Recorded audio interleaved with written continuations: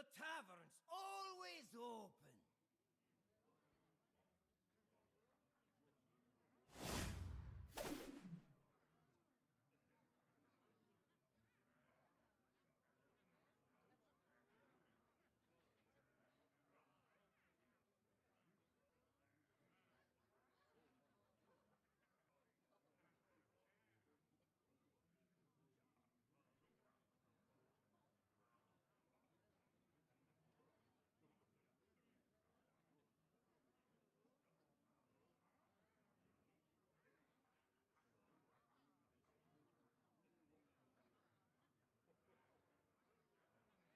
And we are live, and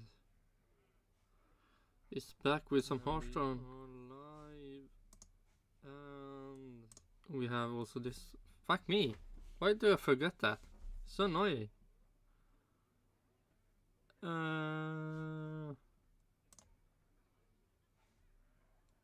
Yeah, let's see. The quest: play 3 games as druid, mage, or shaman. And we on this account, so we can play shaman. Oh, remove that one. Okay, we will probably win 0 games, hopefully 1 game.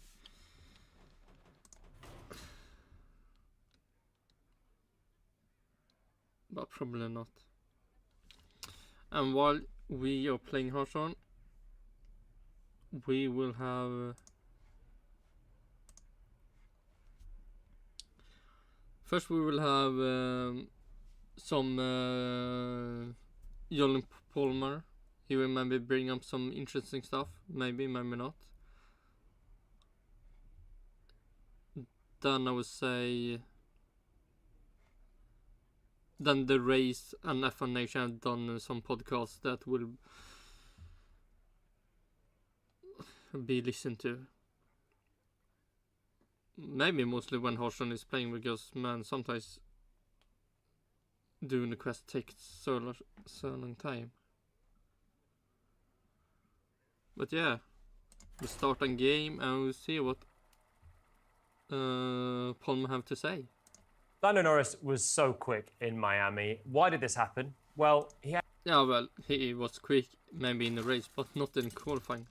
That was, or maybe he was in Q2. I think people have said he was quick, but sadly he wasn't quick than in Q3, and even more sad, nobody was quick on the last lap.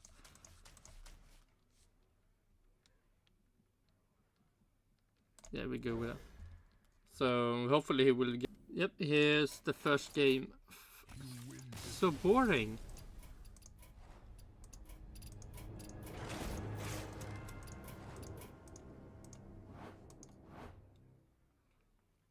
It's no fun to play it.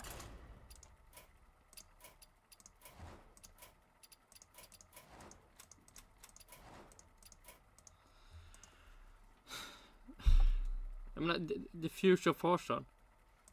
The win. Future for the Warcraft also. Playing against bots. Had he not done that? And we can see, looking at a little pace graph, just how strong actually Lando Norris was in the race. Alltså jag trodde inte jag behövde Swiffer tills jag såg hur...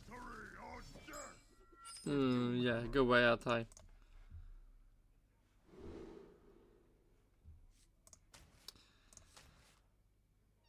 Warrior.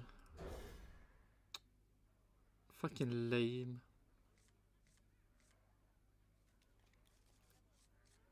Man, this is so depressing. You're playing on your old account and you can't win. What a fun game. Yeah, still that time. Wow. Fucking. Why do they do the bots so fucking bad? I almost feel like this is actually harsh. The bots the better not have made.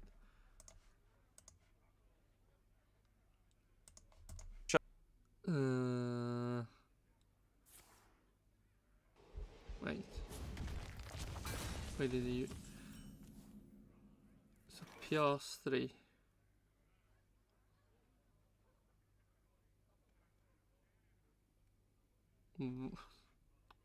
Perfect lap.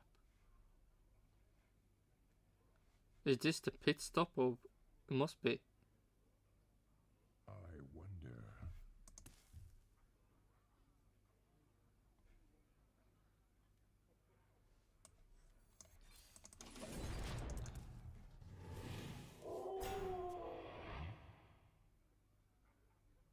I don't Fastest car understand on what track. this thing Bollard or trying to no say. Bollard, he is the fastest man. As soon as Sergio Perez pits at this point here, I mean, look at this.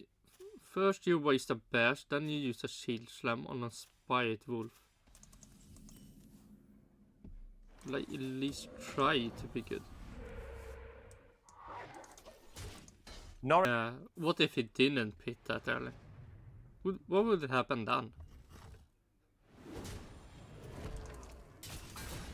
Sadly, we will. I mean, could have been maybe a race between Norris and Max. to the safety car to bring other rivals into play and pit and come out ahead. And that, Wait, did he attack and then he did?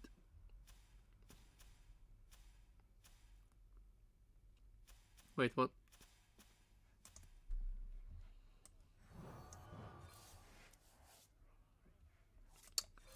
Come on, give me something interesting. is exactly what happened. If we just go back and have a look and see the pace difference that there was between the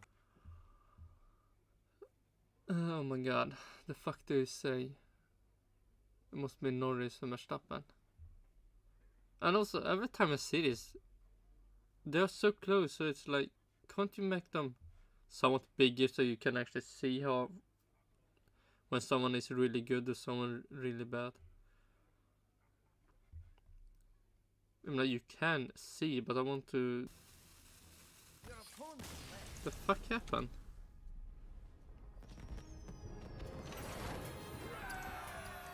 Time to report.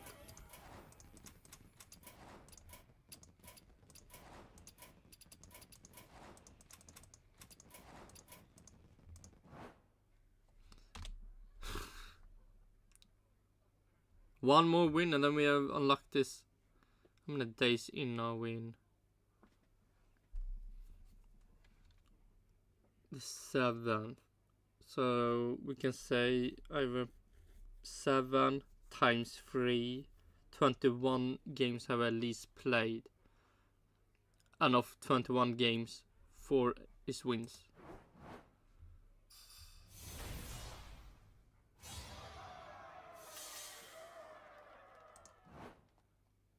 And one more game.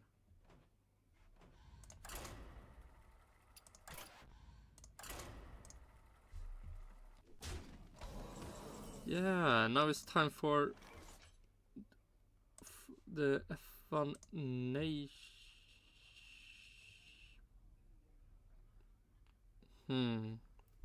Should I go for F1 Nation now or the race?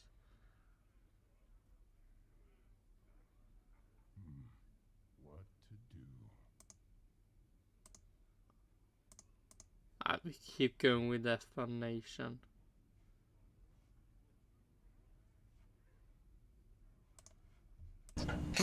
Oh shit.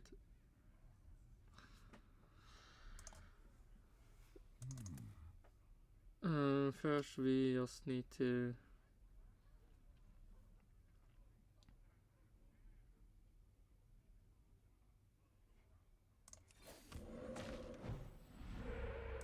There is little time.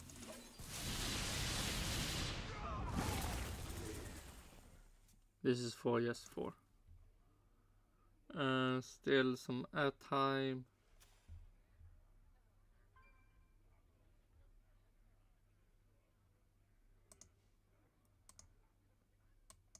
My pain doesn't compare to your blade.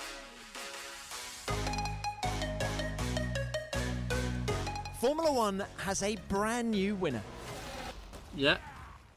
And Much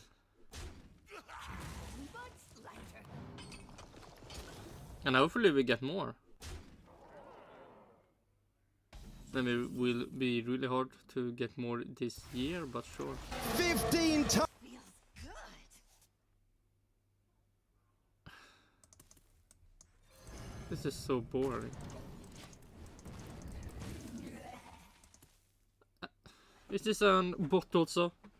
Is it 3 games with bots?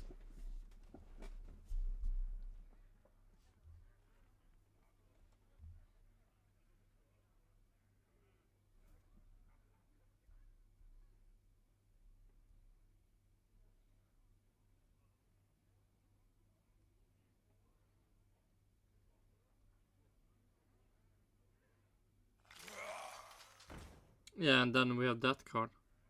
Why did this card got made?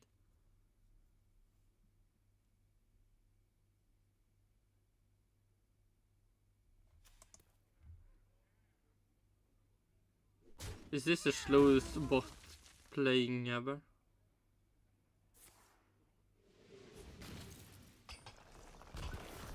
The fuck am I playing again?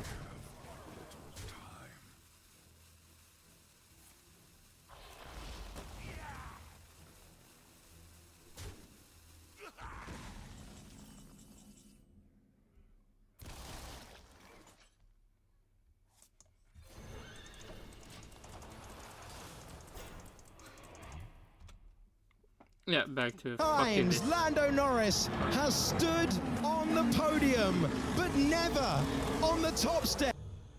I know. Like, for real, do the bot script have so they always get this one turn 8? Remnants of life. Or whenever they want? Like, the fuck is this?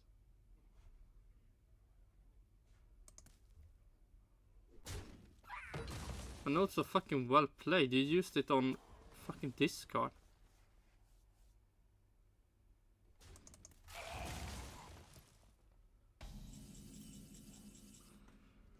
Man, the future of Hearthstone is so fucking lame.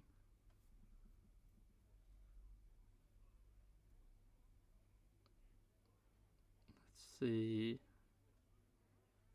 That is needed to play, and that also. So we have 5 to spare.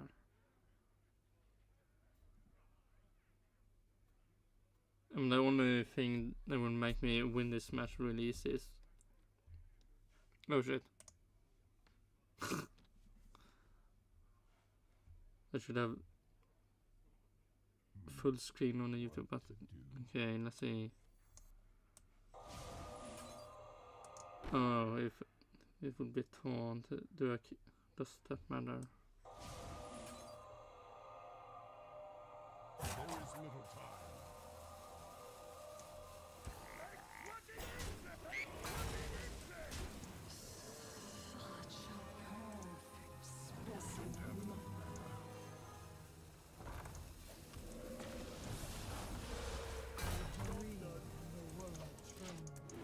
Okay. Oh, I can soon kill myself. Nice. Almost what I needed.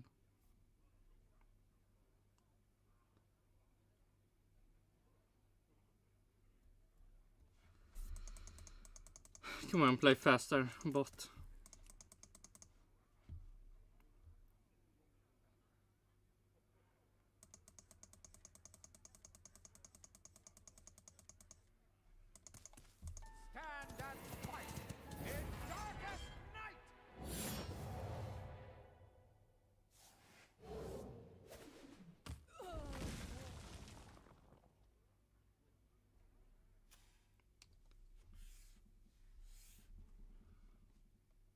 I mean, one thing Hearthstone is good for is making retards be happy.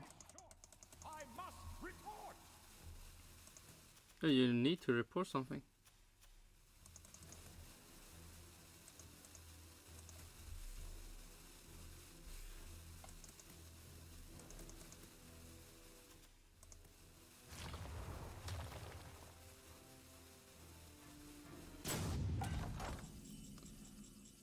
Do 3 damage to crush and bone. You're okay, sure. I'm still alive.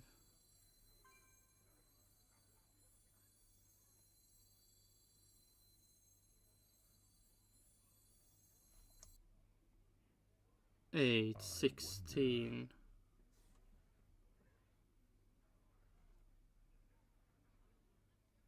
Wait, 8.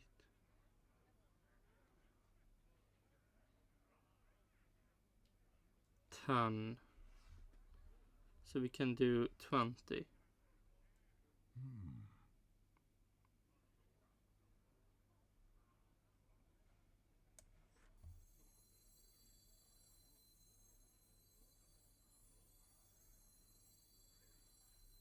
There is little time.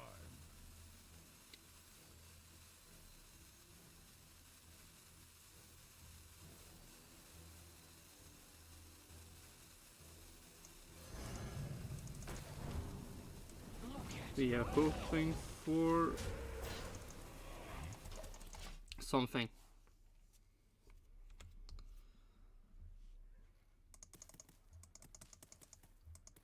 That we don't die.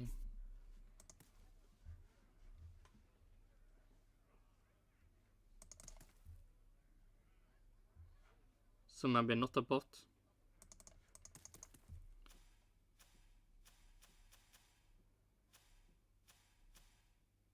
Man, could have got 2 stuff from that card. Need some beast. Oh, breaking weapons.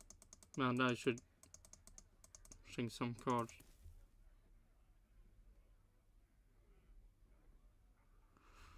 Okay, 20. Here we have plus 8. 28.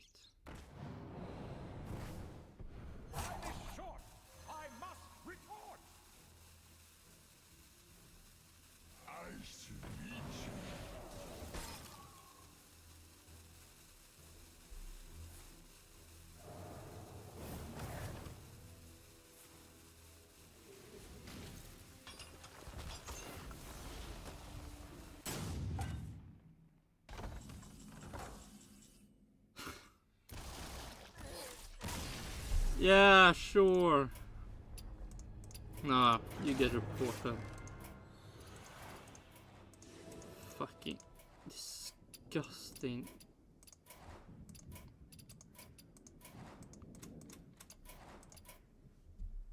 No way, this is fucking real player being so fucking retarded. Yeah, 3 games and I won 1.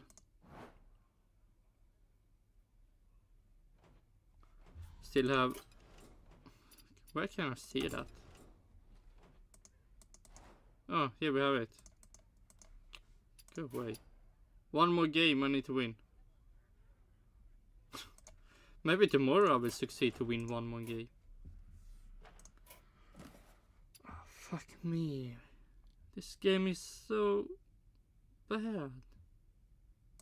Oh shit, I need to... My collection. What can we remove?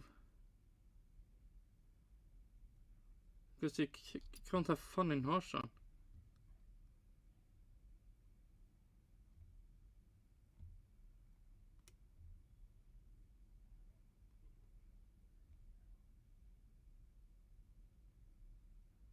Sure, you get removed.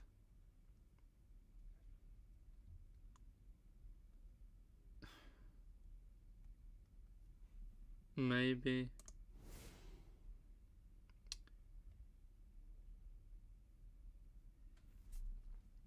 This is only good if I actually play fucking Elemental. Do we have healing?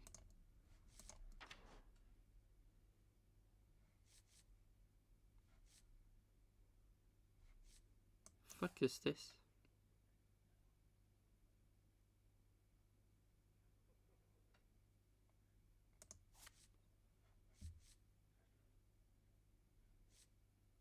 Huh. That could be something. Yeah, of course, I have this fucking healing, but no. Never have time to play it.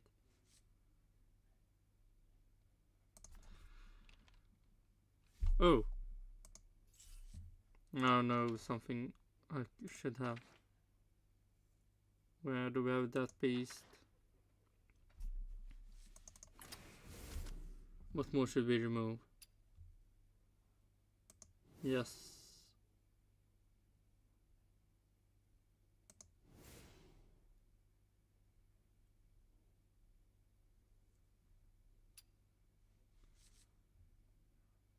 And then we have this other beast.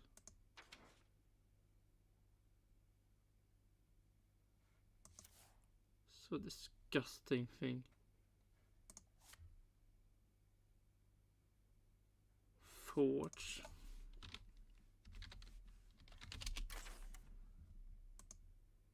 And then it fucking fix this so you can misspell fucking stuff.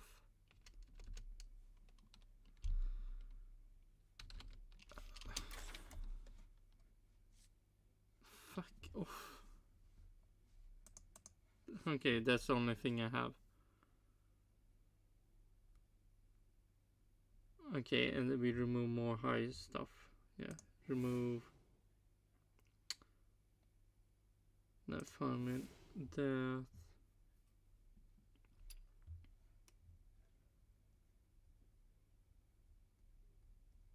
Man, I want this. Wait, I should maybe.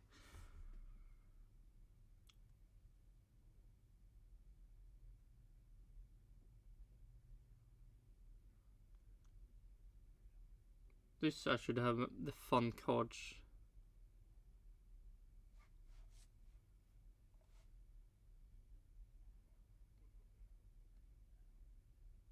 No, we keep them.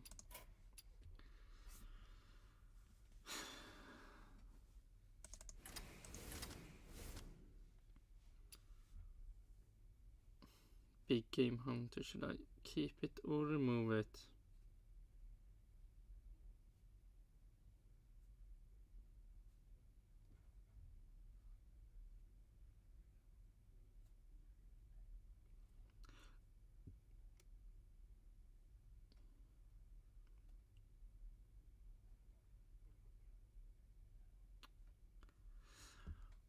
Why have Horse made so fun decks can't be played? It's so boring.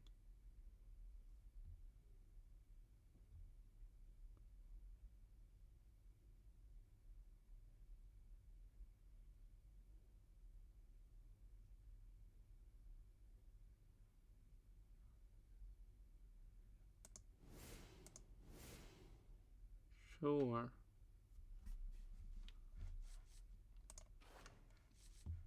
Oh, I'm not even put that in the deck yet. Or have I?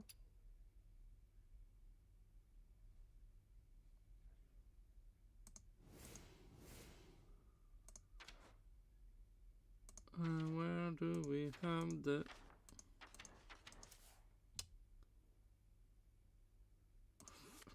Man, fucking retards win so easy with all these fucking retarded cards. So fucking lame. You know, at one point, Dr. Boom was an so-called OP card, and then we have this card for more brain dead retards. So fucking boring. There we have it. Then I want...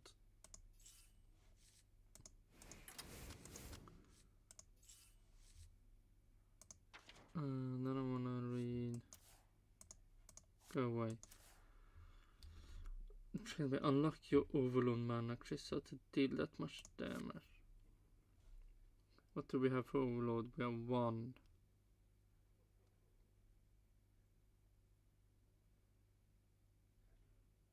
There we have some more. No, there is just 1.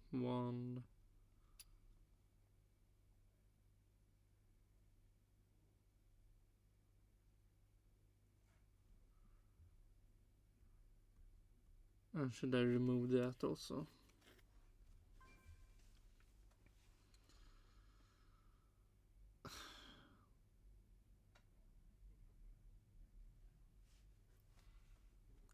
Should that also be removed?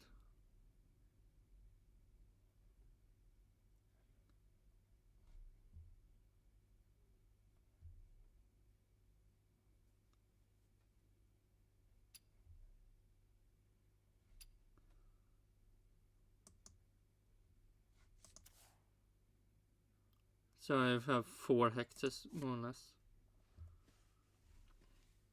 4 hexes.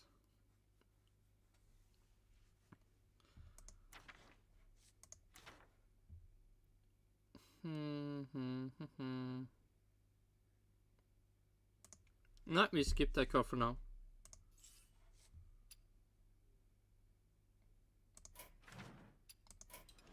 I wanna see, can this be making Herschel more fun? While there's, that's the Tom Clarkson. Is that his name?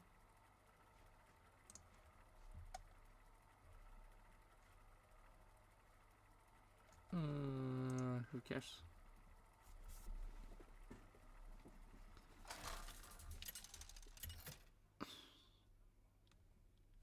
Fuck me. That's fine now. Victory or death for Doomhammer. I should. Yeah, it's fucking Tom Clarkson.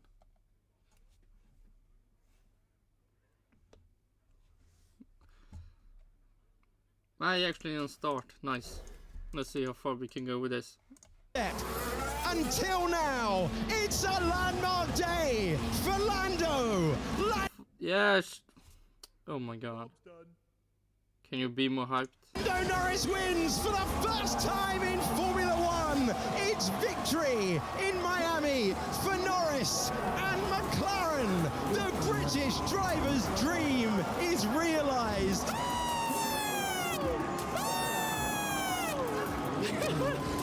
I love you all. I love you all. Thank you so much. Finally. Oh, I'm so happy. You are. Miami belongs to McLaren's Lando Norris, love scene this of his first victory in Formula One. Max Verstappen took P1 in the sprint, but he couldn't complete the clean sweep. What does that mean? He could, if other stuff have never happened. For the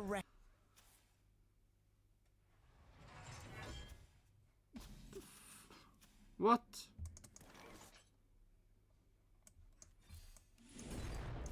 Sure. rest of the 2024 season, we're going to discuss it all here on F1 Nation. Welcome to the paddock at the Miami International Autodrome.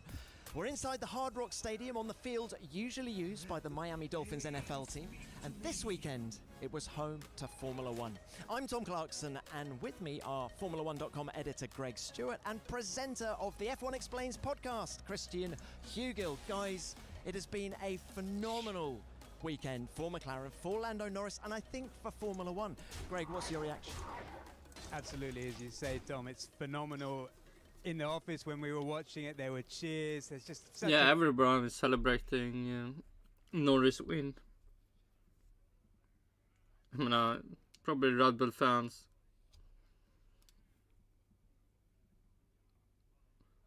I don't know, Mercedes fans. Or British fans.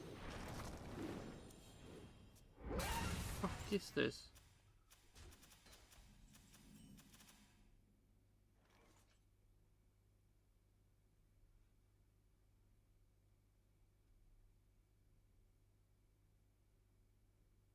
Really?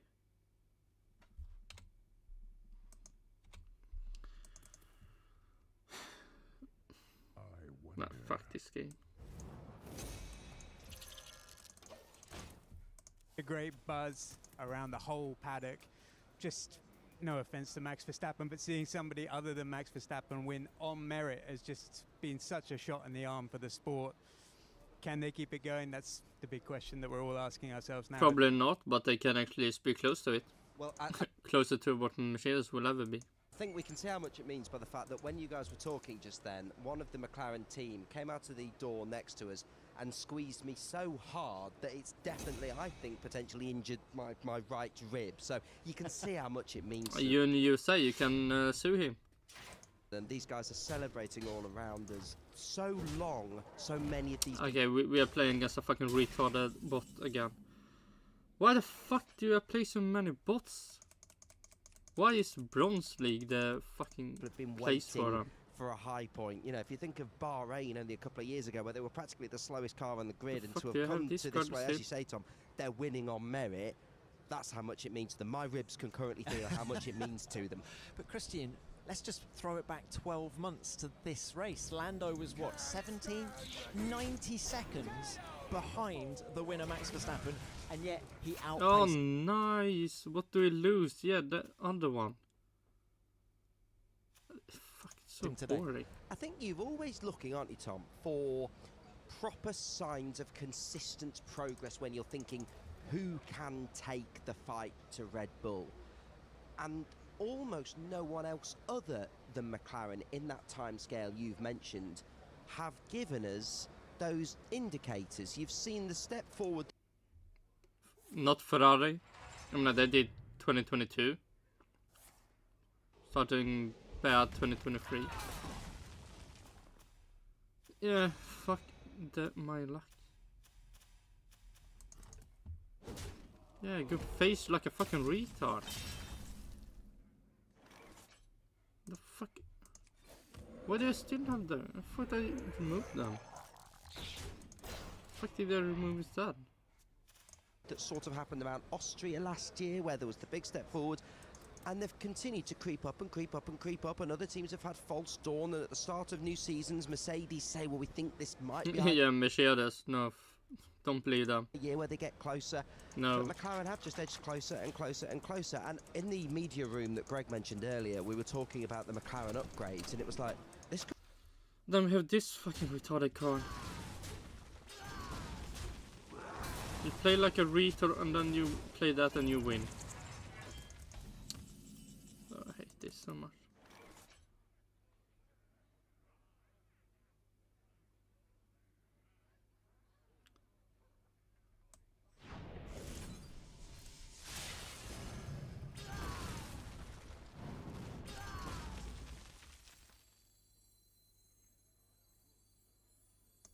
Sure. Overboard on the size. Okay, what the fuck did this? Therefore, summon a random divine shield rush and taunt me from your deck.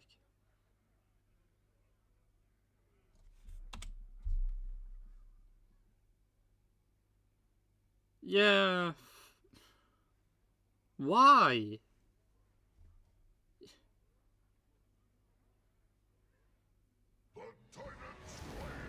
At least the one I wanted to have charge. So.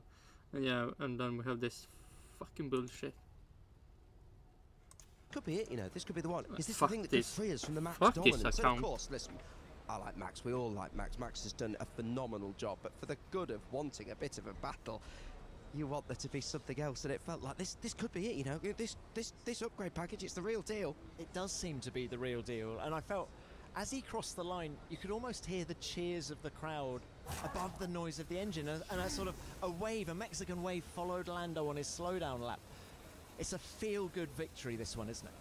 Well, I think it's feel-good, as you say, and that wave, I think, is going to be resonating a whole way around the world. Lando carries a lot of favour with Formula One fans. He's immensely popular on social media. Okay, he's received abuse. Oh. So not one. What the fuck did he say? Summon a random divine shield. Okay, so 3 cards I could have got from this. Divine shield. So okay, so okay. Hey, sure. What more can I do? What to do?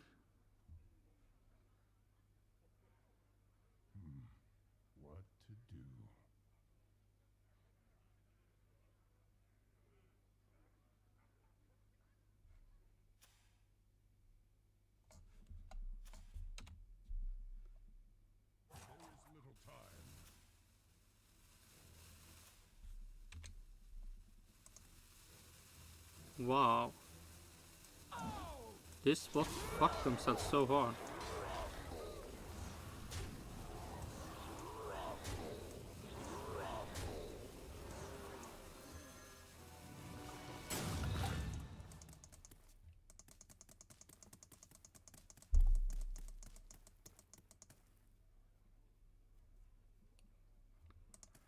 And we have 4 more damage we can make next turn.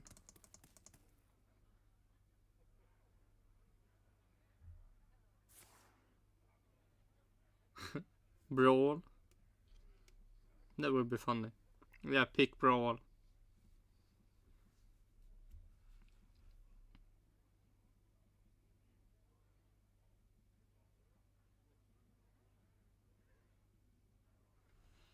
That he mentioned in the press conference, people saying, you know, Lando no wins. Yeah. But he's... I don't know who says, or who said that. Lando no wins.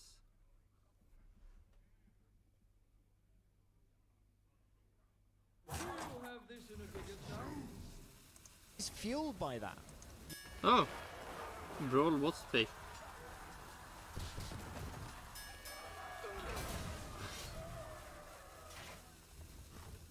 Sure. Yeah, how does it feel to be so retarded?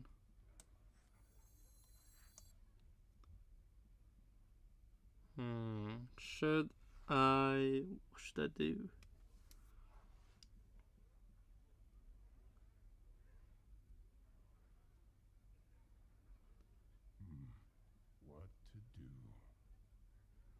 He don't have Brawl because then he just used the Brawl.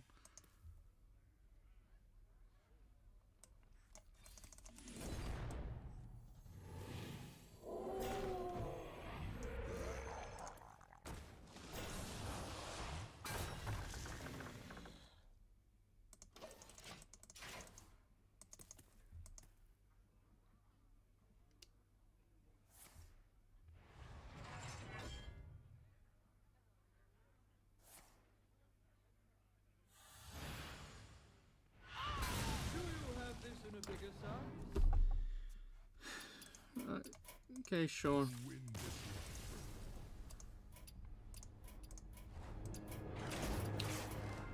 Half retarded bot, I feel like this was. Wow.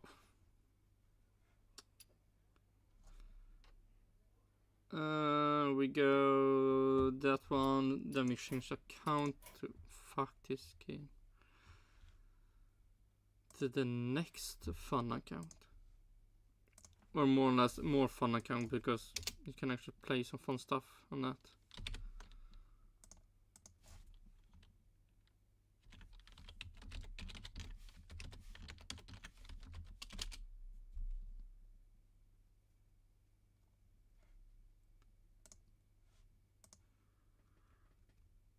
Fuck me. Is Horson really this fucking bad? Like, who really likes playing Horson nowadays? We're glad to have you here. You're part of the magic of this place. I mean, after the Marvel Snap stuff, like, who fucking cares about Horson now? Ooh, play 20 battle cry cards. Fuck that. Oh, more battle cry. Battle cry.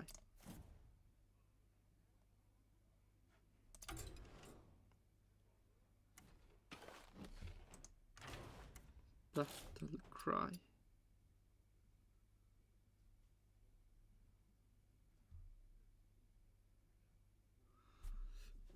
That's a battle cry. Battle cry. Battle cry. So 1, 3, 5. Okay, 5.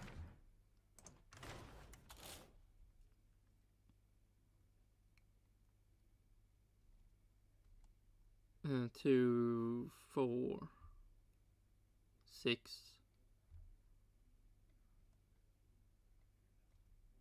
7.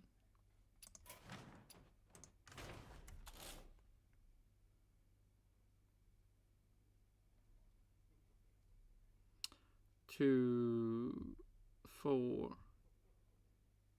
5, 6,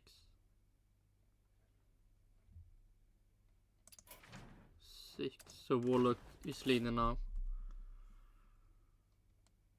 2, 4, 5.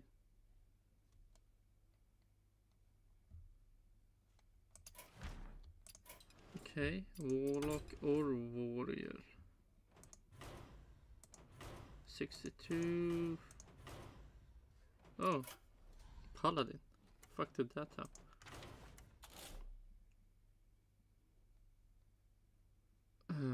Two, 3, 5, 7, 8. Okay, Paladin. We can play Paladin again.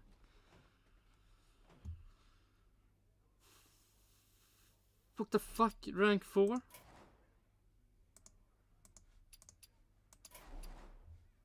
fuck yourself. Aren't you fucking bronze 10 on my fucking main account? This is so fucking depressing. Yeah, exactly. He says he likes going on social media and liking the people that throw grief at him, and I love that about him. And I think now, hopefully, he can use this as a platform to build on. He admitted. He will, hopefully. Well, we can maybe start leaving Formula 1. Again, in the press conference with UTC, that yes, this has been a weight on him, and now that weight has been lifted. First win. Guys, let me throw a few stats at you on Lando, all right? He made Do his that. debut with McLaren in Australia back in 2019. You're good, you're good. 5 years, 109 races later, 15 podiums, 8 of which have been second places, and several close calls later, he's now a Grand Prix winner. Let's hear what it means to him. It felt incredible. I mean, it's a good crowd as well. The whole team are there. A lot of smiling, a lot of cheers. A lot of hard work goes into a day like today, but just happiness, me smiling, which is not always the case, but I dream of these days sometimes, and you never know when they're going to come towards you, but today was that day. So as much as my mind was going crazy, I was thinking of a lot of things. I was also just quiet, you know, it's like a bit lonely out there at times, and it's just nice to kind of reflect on everything you've done to get to that point. Does this feel like a weight off your shoulders? As much as I want to say no, it's a yes. Like, to get that first victory is always incredible, and I've of course had my moments where we've been close, and I've never been able to convert it into the win. But I wasn't worried. Like, as much as a lot of people doubted that I was gonna be able to put it together and win a race, I wasn't worried. I've kind of been more confident than ever this year that I've got what it takes, and the team have got what it takes, and I was patient with it. I've just been doing my job and executing my races, executing my qualies, and doing what I... Playing against the fucking bot again. It's so lame. I wonder. Yeah, I wonder too. Why is Hoshon this bad?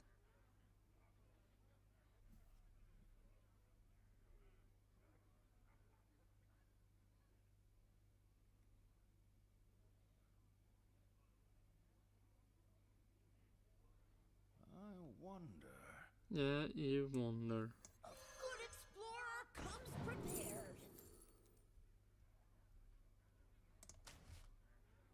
To battle.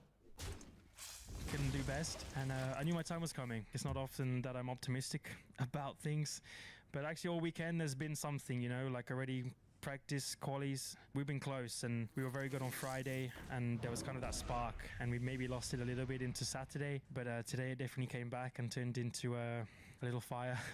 So yeah, it was an incredible race. You were 6th at the end of lap 1. Did you still have that fire, that belief that you could win at that point? No. It was put out very quickly, but when I saw Sergio on the inside, I just thought, okay, let's try and make it round turn 1 for once. So I took it easy. No! Don't mention this sprint race. when you just got yeeted by Stroll, that got pushed by Alonso, that got pushed by Lewis Hamilton. Easy, I knew like we had good pace, and I knew I was in it for the long game. I was behind Checo the whole of the first stint, but my pace at the end of the first stint was the best on track, and I could still see Max. And when you can see Max, there's hope.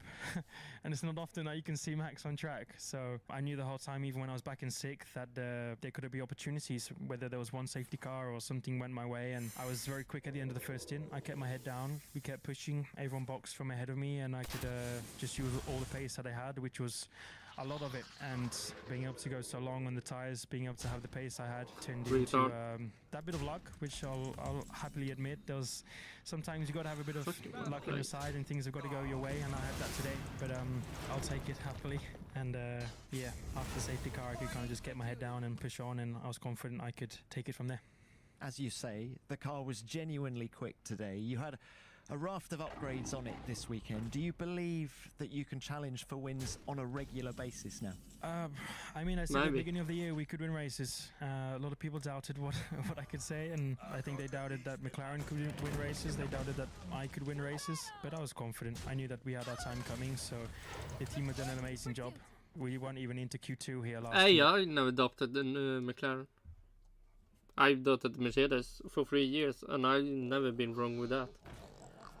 But McLaren, I was hoping 1 win for McLaren this year, and maybe 1 or 3 wins for Ferrari this year.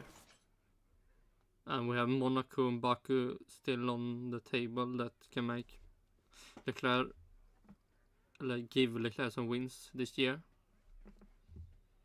After them, then I don't see any hope for Ferrari to win anything. Yeah, so now the fact we're on top, we won a race, the team have done an insane job to kind of go from where we were to where we are now. It would have been a lot less likely that I won today without these upgrades and without the hard work that they've been putting into everything. So I would like to say it's the start, and now we're already hungry for more. But yeah, we'll keep our heads down, we'll keep pushing, and I'm sure we can be here a lot more often. Right, so guys, how did Lando Norris from P5 on the grid win that Grand Prix? In fact, he was P6 at the end of the opening lap. Explain that to me. Of course, the safety car helped massively. The safety car came out for Logan Sargent tangling with Kevin Magnussen. Of course, that helped massively because for those that aren't aware, stopping under a safety car brings you a huge time advantage. The field is going slower, and that enabled Max to, and that enabled Lando, I should say, to climb ahead of Max. But I think what really interested me then is it's not like we've not seen in this Red Bull domination factors like that before. It's not like we've not seen Max fall behind and then quite quickly pick people off. We saw how quickly at this race last year he picked his teammate off, Sergio Perez, after a disappointing qualifying.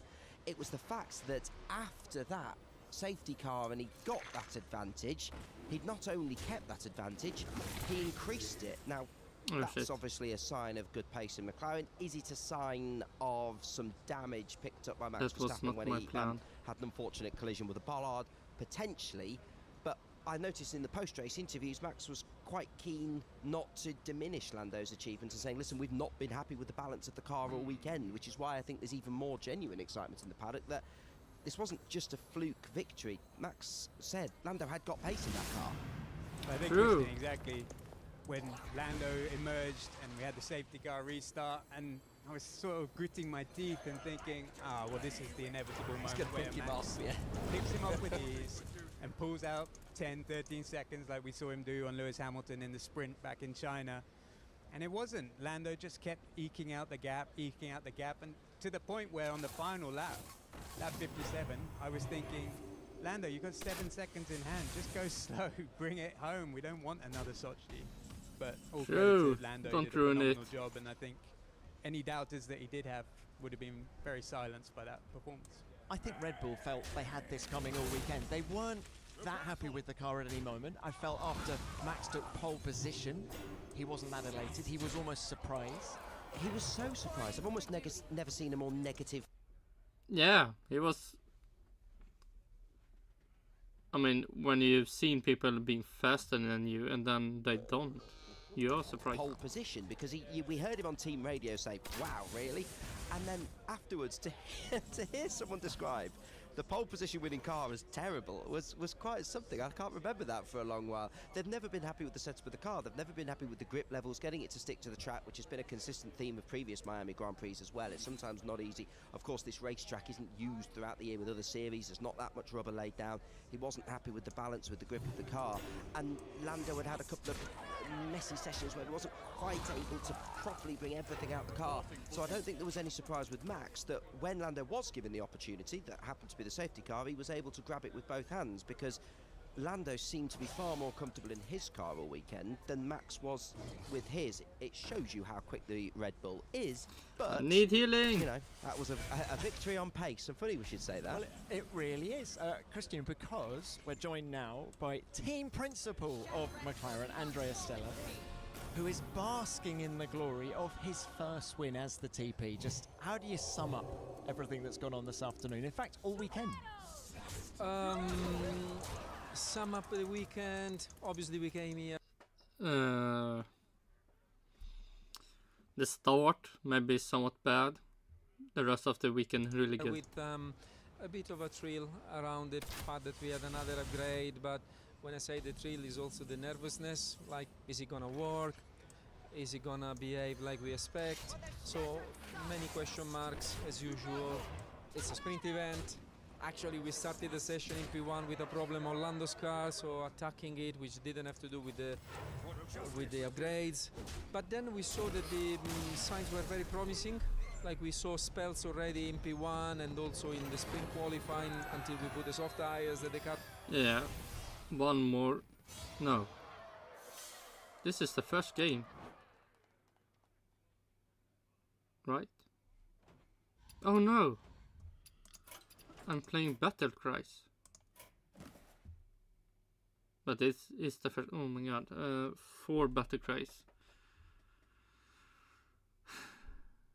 16 left to play.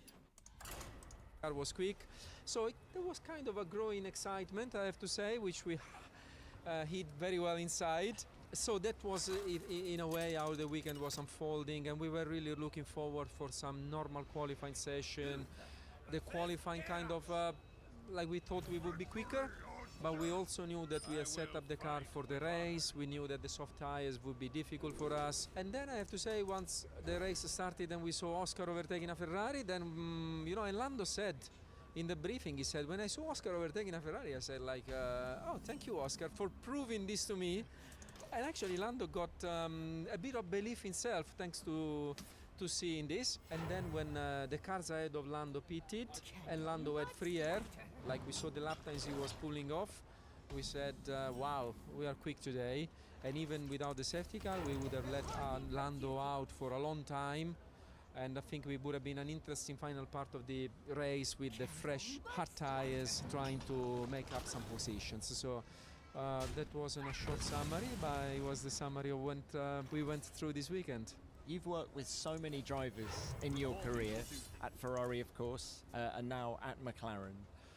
Knowing Lando as you do, what do you think this win will do for him, for his confidence? Well, a lot. It can make him not thinking. I mean, all the qualifying, all the start, he have failed. Maybe he will no longer make mistakes in them. He just know that he already have one. He don't actually need to prove anything. He just need to be good. I think even if Lando himself, the team, and all the supporters, kind of, we tried to keep the weight on his shoulder as light as possible of the fact that he went so close to the victory so many times. Wait, what? It was always a little bit of a hurdle that he was carrying. So I think by winning the first race, by winning the race on merit, by winning the first race, as soon as the team gave him the material to win, we always said Lando is ready. It's not up to Lando, it's up to the team to give him winning material. He's gonna do it. I think now he will be slightly more relaxed, I would say. And if the car keeps behaving like this, I think we will possibly see even better out of Lando, because I know that while he is incredibly talented and maturing so strongly, I think there's even more to come from him. Andrea, some of the gossip in the paddock had been that these upgrades were the real deal, but that this was a track that wouldn't necessarily suit McLaren 100%.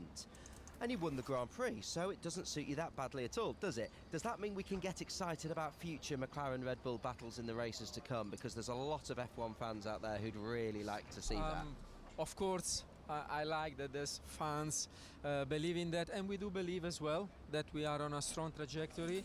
But at the same time, I think this wasn't necessarily a strong weekend for Red Bull. You know, like if you hear the drivers, they've always lamented that the car wasn't behaving as usual, and conditions were quite extreme in terms of the tarmac temperature. Clearly things were relatively unique. You know, like you go out on a soft tire, you should go faster, and you hardly go faster than a medium tire. So I think it was some exceptional circumstances. We know that we did improve the car because we see that the data correlate well on track with the... Yeah, the track was weird. And maybe one day that street race will get removed. Development tools, so we are encouraged and optimistic, but I think looking at the numbers, looking at how much we actually improved the car, I would have said that we needed 2 steps of this size to be competitive regularly with Red Bull, and we have delivered only 1 yet. So we look forward to the next one, and this would make me much more optimistic that we can take the serious challenge to Red Bull. It's a good solid step. We're pleased with that step, don't worry. That was an impressive step anyway. Yeah, you think that? Retard. Well, we are trying to... a nice moment where Mike Crack, team principal of Aston Martin, drops by to wish you congratulations. This is a feel-good victory, Andrea, I must say. That's certainly a feel-good victory for me and for everyone at McLaren, our partners, our fans. I'm really impressed by the warmth that we have received by our competitors. You know, like if they feel good or not, I'm not sure, but definitely they have shown a lot of fair play, a lot of sportsmanship. These are values, they are important. And I appreciate that we show these not only in words but also with this kind of gestures. So fair play and hats off to our competitors. But obviously once we are on track we try to fight hard and compete with each other, but always within the regulations and always with respect. Yeah, Kevin Magnussen, do you hear that? Andrea, I apologize that on this day of days, I want to talk about Sochi 2021. Everyone in McLaren remembers that literal dark day. Lando's come so close to the victory. Could you just talk about the arc of Lando's career since then? Because he said at the start of the year, I'm ready to win races now more than ever. Have you seen that change in him, and was this just a matter of time until this victory came? I think what Lando said about himself, I'm ready to win races more than ever. That's what I see. I saw the work that went during the winter, and that started already last year. You know, reviewing some of the sessions. Like there was a qualifying session in Mexico where we didn't pass Q1, and we were pushing when we didn't need to push. In Q1 the car would have been quick enough. Like, why were we pushing 100%? Like all these little elements where you have a lot to learn, they really went through very thoroughly by Lando, by the team, took all the opportunities to see how we can improve. But I saw the work being done at high level, in a very committed way, and Lando wanted to make sure if the car is good, I need to be ready. And you know, over the winter we kept telling Lando like, well, the car looks promising, mate, you know. I think this gave him the motivation. I don't want to be...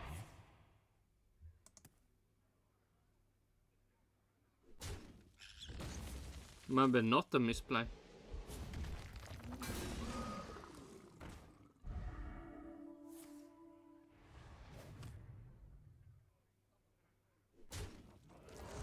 The fuck am I playing again?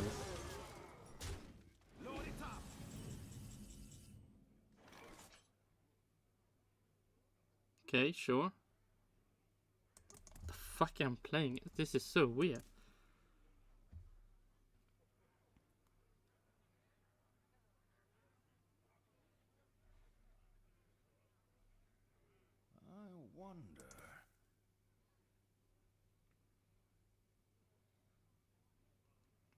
Unlucky.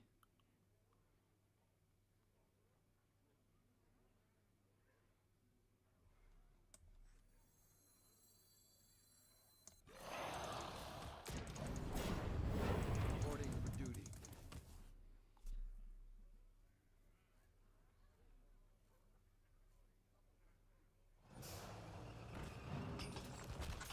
Like, how many of these do you need to have? Really? The fuck is this?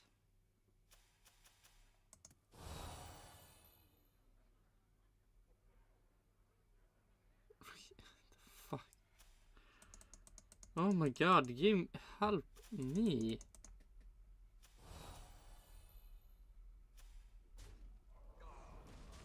Burn Buster.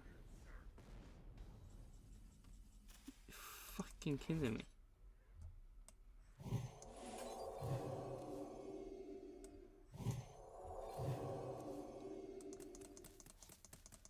Nice.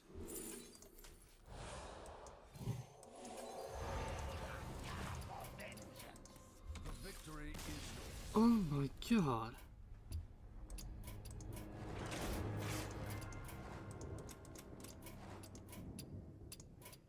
The fuck was that?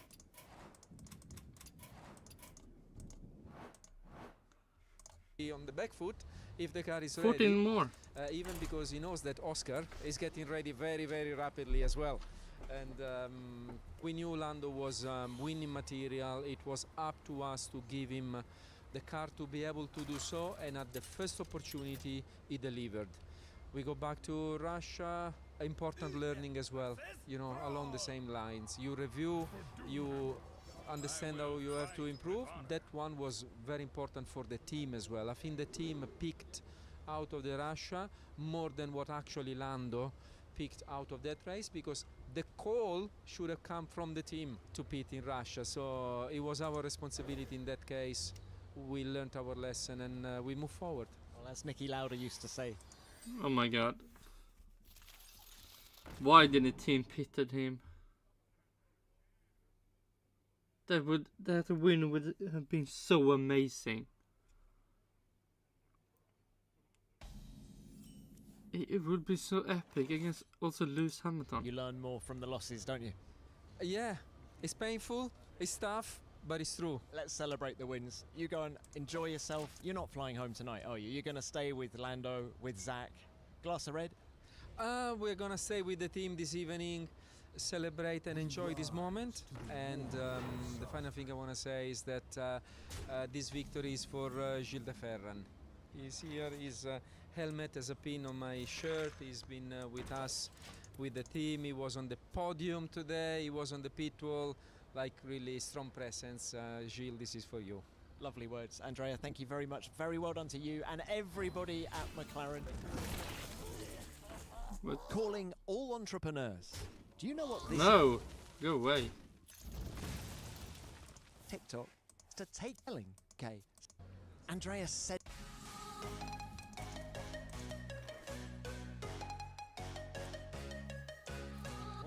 So, Andrea said to us on the show in Japan, we're going to win race, we're going to win race, and they've gone and done it. I feel this is a team that is delivering on its promise.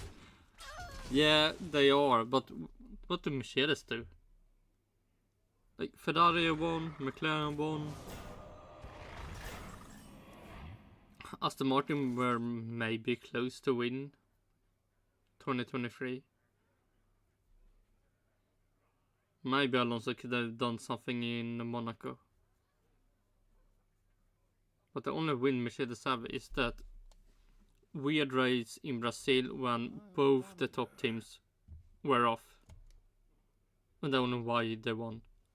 Not being better than Ferrari or Red Bull. Now. It's just what we were saying as he came in, that growth has been consistent. There's not been the great big highs and lows and flashes of pace one weekend and not so much the other. That has grown.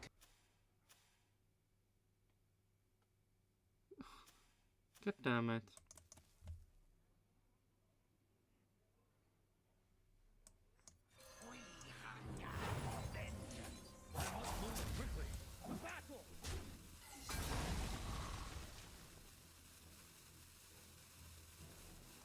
should I do that? For justice. Consistently throughout, and you did get the feeling that if anyone was going to challenge Red Bull this year, yes, we've seen Ferrari step up, but that growth from McLaren No, you forgot Mercedes. has been fantastic. And can I just say, I particularly enjoy as well how cool we are as Formula One reporters and journalists, that as soon as he's had this fantastic victory, we're going, yeah, but when's the next step? And what about the time you lost? Which is just...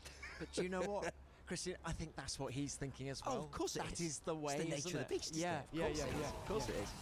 Well, that's exactly it. And, you know, Andrea is a man of science. He's a PhD. He's a dottore, as they'd say in Italy. This is one data set. Miami, yes, there's been growth from the team, and they've grown on this upgrade, which is a big upgrade. He talked me through it on Friday, and it's sizable. He wouldn't let us call it spec-B, but it's sizable. Sure. But now he'll want to see how that performs in Imola. Now he'll want to see how that performs in the races we've got coming up, and that's what's going to be fascinating. We were just talking, TC, you mentioned Miami last year, we mentioned Bahrain a couple of years ago, but let's go even further back than that. You know, there was a time when in the Honda era of McLaren, they looked like the slowest car on the grid. The car was lacking sponsors. It had a black paint job. It seemed Alonso's worst decision to join.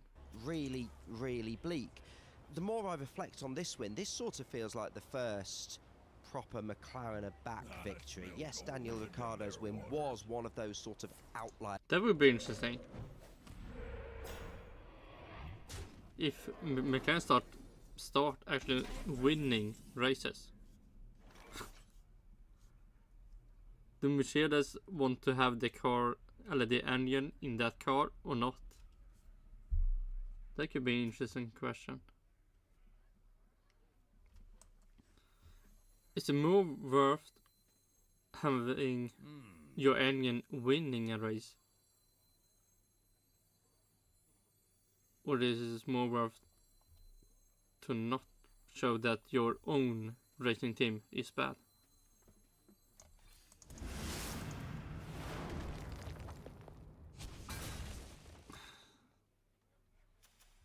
But, well, we will see. Because it will be amazing to see McLaren and Honda again. So if Honda and Aston Martin do a great job, could Honda goes to McLaren also? A weekend where McLaren were in the right place at the right time with the car pace. But to have won this one on merit, to see this team with its new, it's not too new anymore, but papaya branding, car full of sponsors, this one two fantastic drivers in Lando and Oscar that were tied down and secured early on while the rest of the driver market was going mad. This is undead, I would say skeleton, but sure. Is a team moving such in the right direction, and this cements that as well. I think this is a really significant win, and we, you know, I grew up in Formula One in the 90s. I watched Mika Häkkinen versus Michael Schumacher. It was always alien to me that McLaren weren't up there. This is where McLaren should be for fans of my generation. So I think this is a really significant moment for the team. We are joined now by the architect of the McLaren that has just won this Grand Prix, Zach Brown, CEO of McLaren. How sweet is this moment? Pretty awesome. What a great race. I mean, Oscar drove brilliantly. Feel bad he didn't get the result he deserves. Lando certainly got the result he deserves for the team. The upgrades clearly worked. It was just great to see Max pull away. Look, I don't even know how to say Lando pulled away from Max, but he did. And strategy was perfect, perfect execution, and we earned that one. Let's talk about Lando now. How much did he deserve this win? I think it was long over. He deserved it 100%. He deserved it so much he should have won in Russia also. Overdue for him to win, but it's been long overdue for kind of anybody to get a chance to win. It's great because I think once you get that first one off your back, then the second one doesn't seem too far away. So well on the played. ground, it's good. What the fuck? Why did he spam the emotes?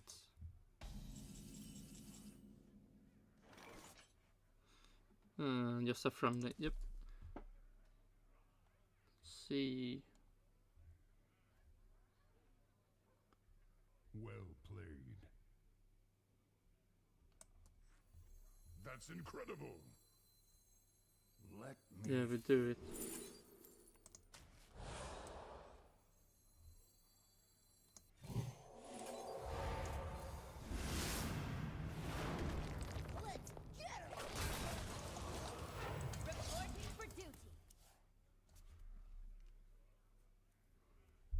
Do we have 2 times? A curse of frauds upon you. It's really a blessing. And we don't have that card, I think.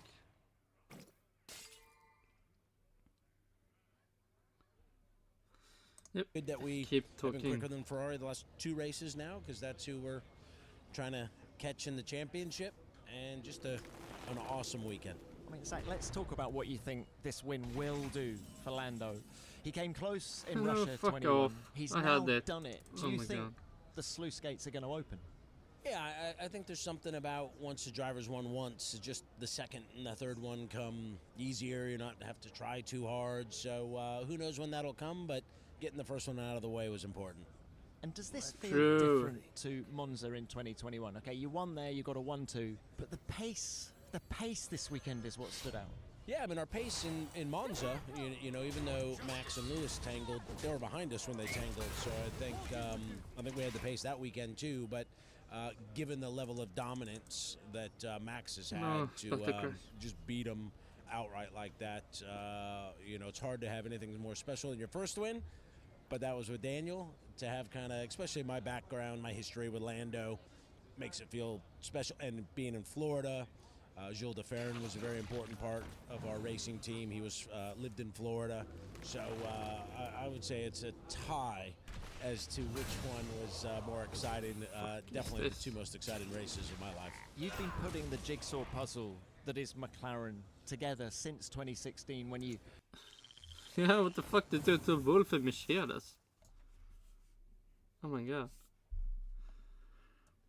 Okay, we can... At least we can play this stuff.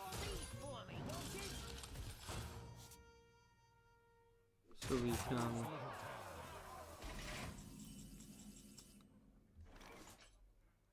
Oh!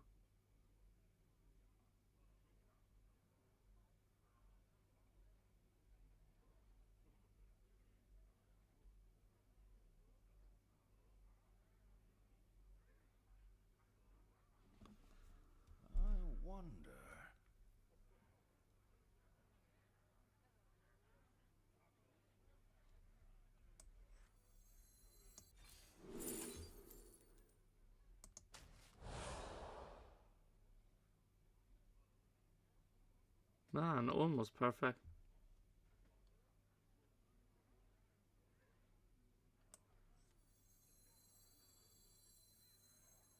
Well played. You like to play with fire for justice.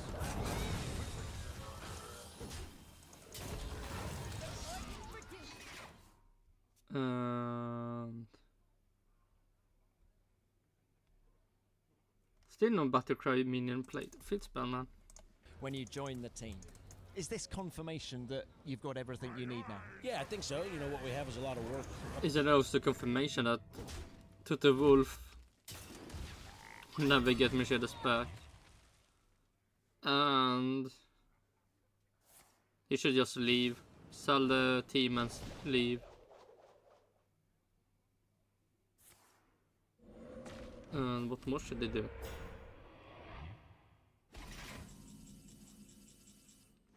Yeah, sell the team, because after Lewis Hamilton leaves, then the team will go down even more. Hard work ahead of us, so you know, by no means are we done, or is this going to be any easier? But I think it does show that we've got the team to develop and produce a race-winning car. We've got the drivers, we have the support from sponsors, the fans. So I do think we have everything, but it's a tough sport. What is the plan for the rest of the night? I'm going to just roll with the punches. I'm getting too old for this stuff, so I think I'm going to return about 1,000 emails that I have of congratulations and catch up and let the boys be the boys. Many congratulations from all of us. Thank you. Thank you very much. Always great to speak to Zach. And I don't know, there's such a positive vibe. I wouldn't want to bet against McLaren now.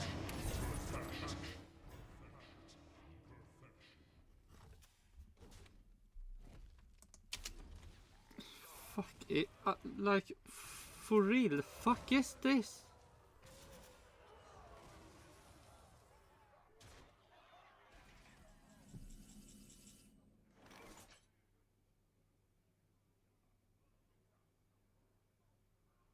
fuck is that?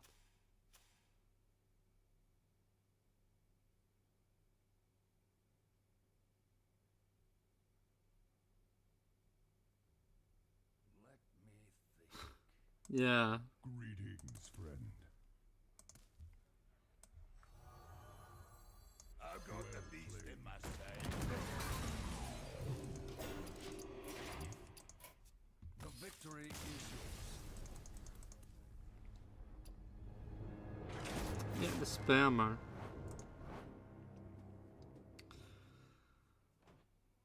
Oh my god, I'm playing on this fucking count. Oh my god, what a just a sad loser. Oh my god.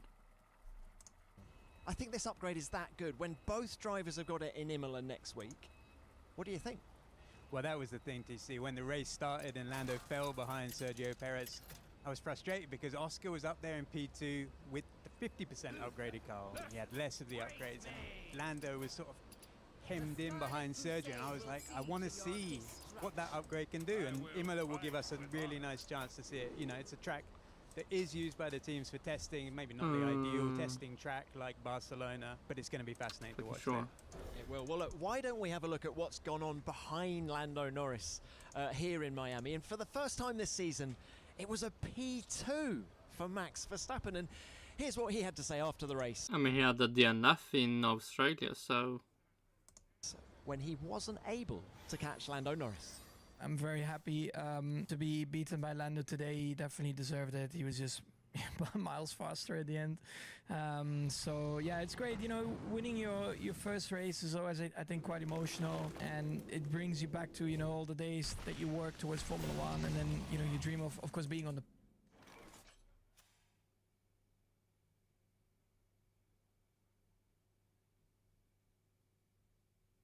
nice. podium, but then, you know, being on the top step. So yeah, of course, naturally, I'm not very happy with my day, but you can appreciate and respect what Lando has done today, and I'm very happy for him. Were you surprised by his pace today? Well, I mean, I didn't really see him in the beginning because I was more focused on Oscar behind and the Ferraris, but then I boxed and I heard the pace that he was doing on the used mediums. I was like, that's quite insane. I mean, I would have never been able to do so. So I knew, even if there wouldn't have been a safety car, that when he would come out on fresh tires, that I would have had to push on quite a lot to be able to keep him behind. Then actually, I mean, the safety car came. Yeah, it's racing. You know, sometimes it works for you, sometimes it works against you. And even with that safety car, we still had all the opportunities to win today, but we're clearly not quick enough after that safety car. And once I realized, hopefully it will be more. Some like Baku, Monaco, give some Leclerc wins, so you can really show that how to win against Max Verstappen than what Carlos Sainz do. I just settle in and try to come home in second. Tell us about the performance of your car. How did it compare today to the sprint yesterday? Why this fucking retarded place all the time? Fucking bots everywhere. Fuck me. for justice.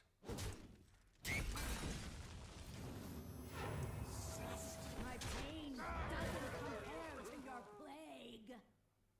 Nice. Sure, go away. Yeah, I was just quite poor, I would say, in the race. Oh my god, I can't make this even better. But also, I mean, I never really felt comfortable the whole weekend with it. I think on the medium it was still okay-ish, but on the hard it was quite a disaster. I mean, just low grip, just very tricky balance in the low speed. I couldn't really lean on the rear, while in the high speed I was understeering a lot. So when you have these two issues, you cannot also balance it out because you're chasing two different things. So just driving to the grip that I had, and it was not a lot. Max, just two moments I wanted to ask you about. First of all, were you aware just how close Checo got to you at turn one? Yeah, I was very aware. I mean, I turned in and I saw him lock up. I looked after the race. There was like a scratch on my diffuser, so something must have hit. But yeah, it was very close. Could have ended in a disaster, of course, for the team as well. So yeah, but there would be something. Turn one, Sergio Perez, he just crashed out Max Verstappen. Like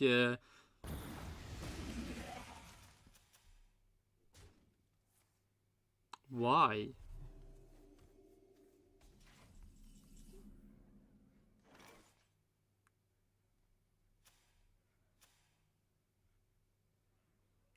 You didn't even heal yourself. And you... Oh my god. Killed death like you were desperate. To battle. Oh, misplay. Yeah. Should have attacked. Lucky. And just the second one was the cone at turn 15. What happened there? I didn't like it, so I decided. Yeah, remove that. Nobody wants that. To take it out and test the durability of the front wing as well. Oh my god. You can never get that. I mean, the fuck do you think he did it? He did not do that on purpose. But when people ask like question like, why did you crash in turn 1? Because I wanted to. I wanted to go to the bathroom. What the fuck do you think? So that's a crash test done. Yeah, there was no damage. Crash test done. The cone was out of the way for everyone, so everyone it was basically free for all after that. Free for all. Yes, true. Max wins the sprint from pole. All right. On Now Saturday. we He do then that. takes pole for the Grand Prix. And yet, put some words into my mouth, guys. I feel he was unsure about the Grand Prix right from the get-go. And he almost got taken out by his teammate, by the way, at turn 1. Which would have been, I mean, spectacular, wouldn't it? Could you imagine the scenes? But I think this might be slightly my fault, because I interviewed Max on Thursday and said to him, one of the things that's fascinated me about the Max Verstappen domination is every time there's potential for a problem, there never is. The rain comes down, Max stays ahead. Safety car restarts, Max stays ahead. Bit of chaos or drama or red flags or safety cars, Max stays ahead. Well, this didn't happen this weekend, and you think back to the... Yeah, he didn't stay ahead. He pitted early. In the Virtus safety car.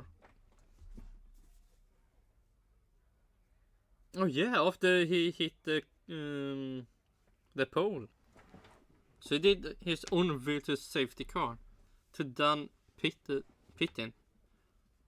To then maybe lose out when the safety car came out. Where he hit the bollard, and you could class that... I said to Max, you just don't seem to make mistakes.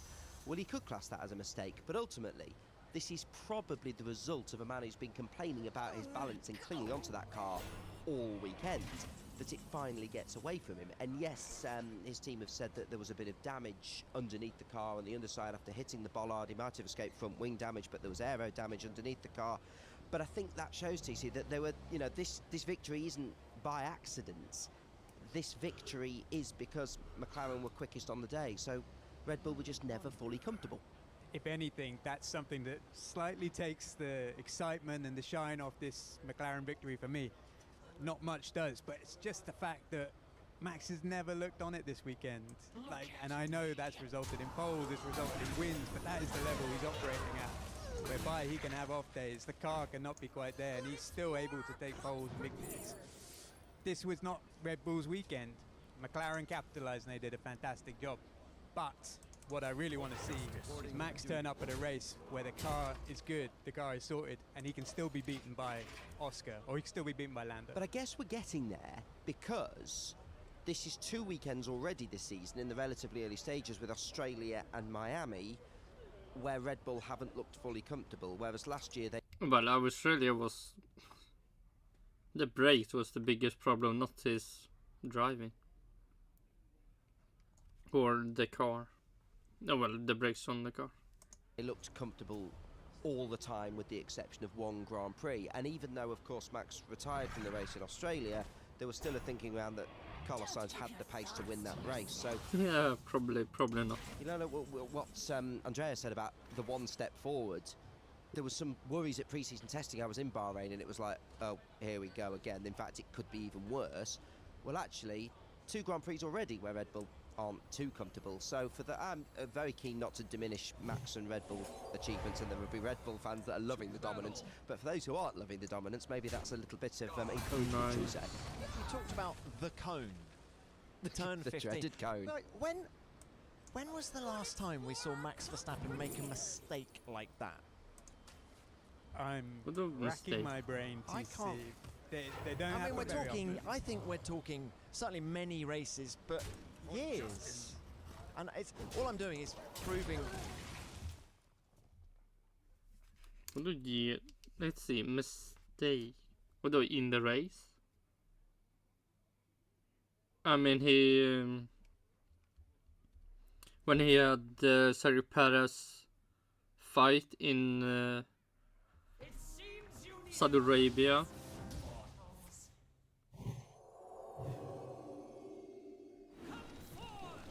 Some year, don't know if it was 2022 or 2023. Then they both more or less made a mistake by just crossing straight over the white line.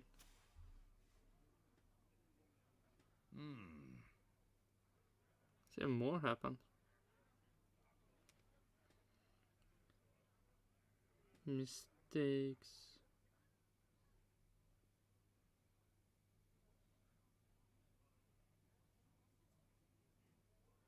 You're probably the biggest mistake, I think. The point that you guys have both made, that he was out of sorts this weekend. I agree with you, Christian. I think Australia was a case in point as well. It is concertinaing. It is getting closer. We've been saying for months that Formula One is really good, really close behind Max Verstappen. Really close. Shut the fuck up with this closeness.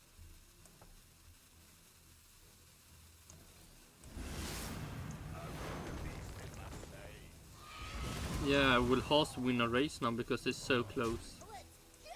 No. So stop acting like it is I something. think he's come back to the pack, or the pack have caught him up. And I think looking ahead for the rest of this season, it's game on. To answer your question, the first question, TC, I can't remember a specific example, but I bet you'll have to go back to 2021 to find a major Max mistake. Now, both Max and Lewis in that year drove like world champions. They also both made mistakes. Now, the reason they both made mistakes is because they were pushing each other so hard. We saw a Max mistake today because the car was tricky. What we now need to see, and maybe when McLaren can make that second step forward, is people putting so much pressure on Max that mistakes start to happen. Look at, I mean, go back to, I don't know, 2011 Canadian Grand Prix. Sebastian Vettel made that mistake in running wide in damp conditions because Jenson Button was hounding him. So we're seeing mistakes happen because of the car not being tricky. The next step is let's see what teams, potentially McLaren, can be right on him, so those mistakes happen more frequently, because mistakes do happen more frequently in the heat of battle, rather than when you're winning races by 15 seconds. When you're under pressure. When you're under pressure. And coincidentally, guys, the off-form Red Bull has happened on the same weekend that Adrian Newey has announced that he's leaving the team in 12 months' time. Obviously, it's a coincidence. Should have got more healing and I'm sure if I put Red it Bull on will this bounce one. back. But in terms of seismic moments in Formula One, this is right up there. I mean, Newey leaving Red Bull after 19 years is a huge momentum swing longer term for that team. I can't see it any other way. No. Yeah. I mean, if that is a big swing for Red Bull, what kind of swing do Mercedes have then? They never had Adrian Newey, and they are making bad cars now. Say they start from a bad car to go to what kind of, to what? Will they make somehow a good car, but Red Bull can't? No, and I suppose, like we were talking about people that are enjoying Red Bull domination less, this is a seismic moment, because this is the moment where Verstappen and Newey, this partnership that has just taken Formula One by the horns since 2022, particularly in terms of like domination, go their separate ways, almost necessarily. We don't know if Max is considering other options for the future. Yeah, he will go surely to Mercedes. They have such a good car, and 2026 they will have even better car. Maybe 2025 even. Know if Adrian Newey is necessarily going to come back to Formula One. There's a lot of rumours. But this is the moment, and this is the moment as well, where for Red Bull, if McLaren really do come on strong and they're starting to show performance consistently that is taking the fight to Red Bull won't have that expertise to rely on. They won't have an Adrian Newey to be like, we'll throw this upgrade on. We'll make this in the 2026 car. Okay, and Mercedes have. And by the way, what do McLaren have? Or Ferrari? I wonder. They never had any Newey. So, what's your point? They're not going to have that. So, yeah, fascinating moment. What is coincidence, TC? You're absolutely right. Is this happening on the weekend that Adrian announces his departure? What I don't believe is coincidence is that Max doesn't at any point go, the Mercedes rumours are completely untrue. I am staying at Red Bull for the rest of my career, which he sort of said in the past that might well be the case, but doesn't at the moment. As we were just saying, as Greg just said, the pack, we are starting to see solid signs of it sort of closing up a little bit. So Red Bull lose their advantage in terms of the pack closing up a little bit. We're going into a new rule cycle in 2026 where this formula is going to get considerably more dependent on engines. All the engines at the moment are quite close together, and you're looking at Mercedes, which, as we know, is by its very nature an engine supplier. So yes, it's coincidence, but are we looking at the, now going down the hill on the Red Bull domination? I think more Mercedes will go down the hill. First of all, they lose Lewis Hamilton, so already the greatest driver gone. So they will only have George Russell. The team is already bad. They have not made a good car since 2021.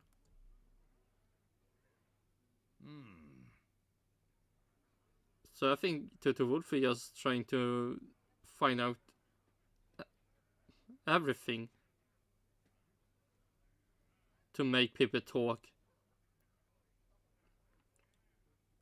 to not look at Mercedes and ask the same question for them. And if we are, without okay, you removed my two. Really boring. What should I do? Move quickly.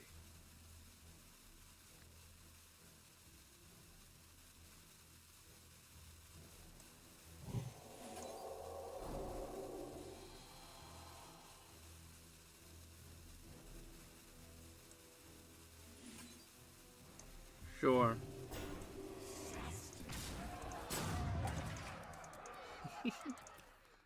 He is at 12-2 and I have a 10-2. I've got the beast in my sight.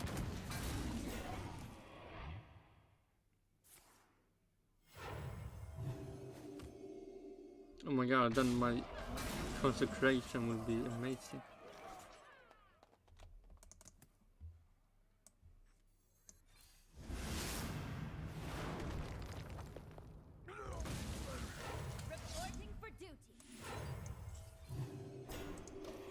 Come on, more battle cracks cars, please. Give them to me. Adrian Newey in the mix. Does it give Max Verstappen more to think about long term? Yeah. If Adrian Newey goes to Williams, that he can do. I mean, his bucket list says Ferrari, but how we want to work says maybe Williams. But that would be so funny if Adrian Newey goes to Williams, get the shareholder place in the Williams team,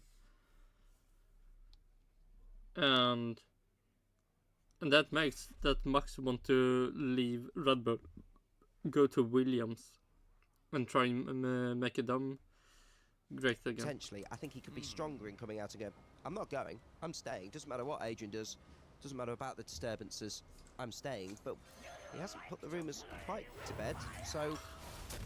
Why should they? Do you think he will give a straight answer to you? No. It's interesting. Also misplay. Should have played this one.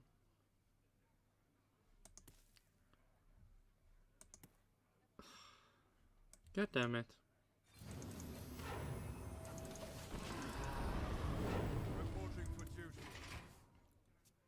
Such a big mistake. Should have. It's a bit of a stay tuned, folks moment, isn't it? I think it is. I think Red Bull are still going to be really strong. And look at Yeah, please talk about Mercedes now. Verstappen. He's, look at the Drivers' Championship now. He's on 136 points. Perez is his closest challenger. This championship. Stay tuned, folks, but it's still his to lose, right? And so I think there's still a lot of positives around Red Bull. They're a brilliant racing team. Pit stops are on point. To say this is the start of the downward turn, I don't know. But but Mercedes, so you should maybe look at them now. It is just an interesting moment that Newey's off. Oh, it could not be. It could be a minor little dip in the hill that continues to rise upwards. And let's look at the races in the past where Max... Maybe that's why he could leave so fast. The only thing he actually doing is the car now. His, what's it, Aston Martin car thingy. So he actually doesn't do any work. Has had an off moment. Singapore last year, he came back in Suzuka, utterly could win dominated. him in about an hour. Yeah, exactly. So, absolutely. In Australia this year, he had that unfortunate retirement. Bounces back at the next race. Boom. So actually, Christian, let's have this chat again after Imola. If McLaren maintain the threat, then that's why I was saying key to ask Andrea. Oh my God, 2 more. We want to see that continuing. And then we can go to Minecraft. Astonished if Max didn't win the World Championship.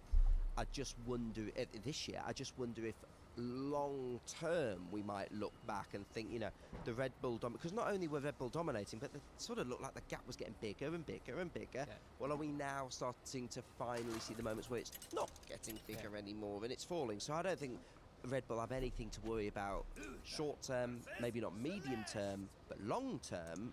I think there it's a different story, and the history shows is in Formula One, dominance never lasts. Oh my God, and soon on 1 the right hour side of those clever man, driver this is moves so where you spot the end of a particular era and start another one happening is why Lewis Hamilton is a 7-time world champion and why Fernando Alonso is a 2-time world champion. So Max will be keeping his cards close to his chest and keeping himself open-minded, I think, about the future. Let's go on to Ferrari now. Of course, that's the home of Lewis What? Hamilton in 2025.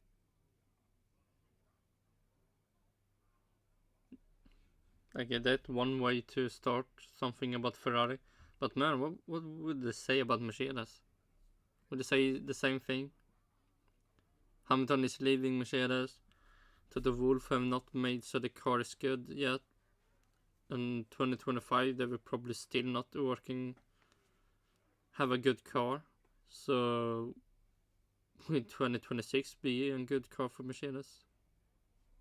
Or will they just skip everything and just act like Red Bull is the only team that will have problems 2025 or 2026? They are currently second in the Constructors' Championship, second to Red Bull. Got quite a... where is Mercedes?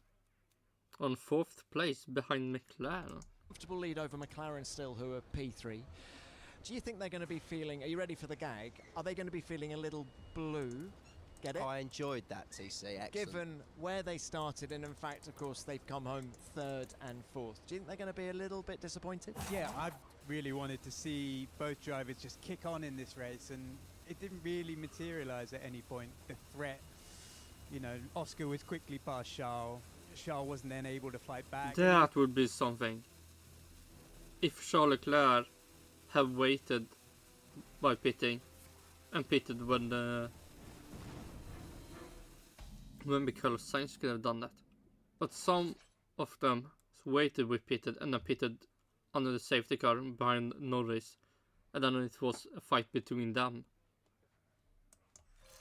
That could be something. It's just a slightly underwhelming performance, and I think you could see it in Fred Vasseur's interviews after the race. It was a slight feeling of, well, I can't be particularly happy that a McLaren team that we thought we had fairly well in check have basically superseded us, at least at this race.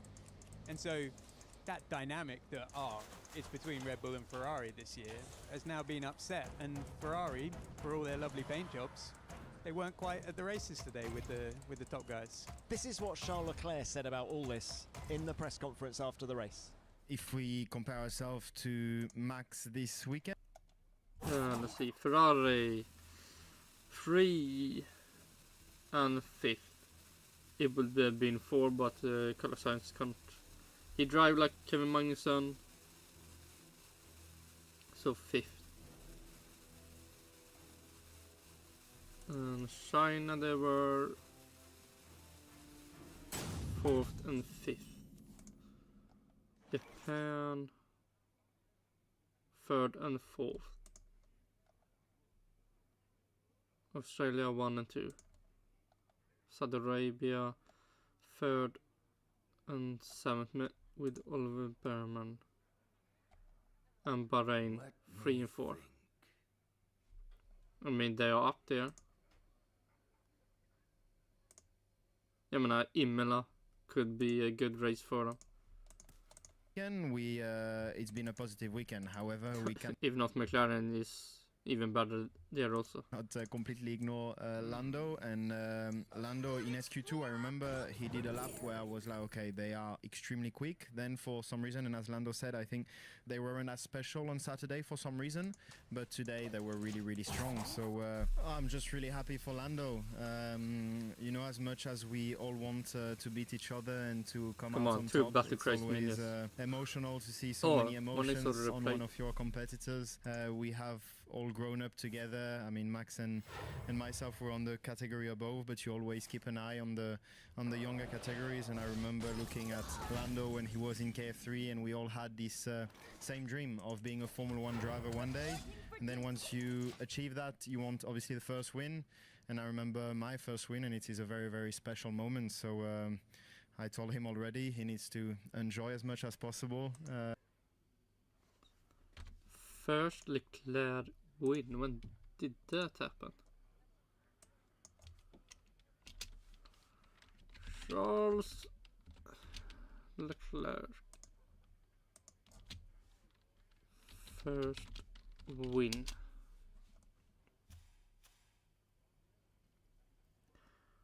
(2019) Belgian Grand Prix. Huh.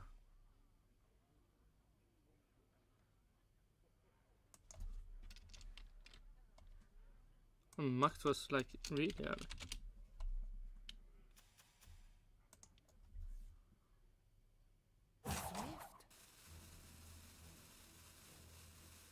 Max Emilian Verstappen.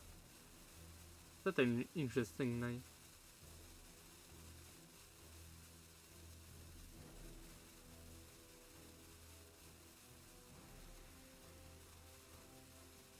Yeah, 2016. So 3 years earlier than Charles Leclerc. But I don't have to tell him that. As I've said many times, I think the season will be up to upgrades.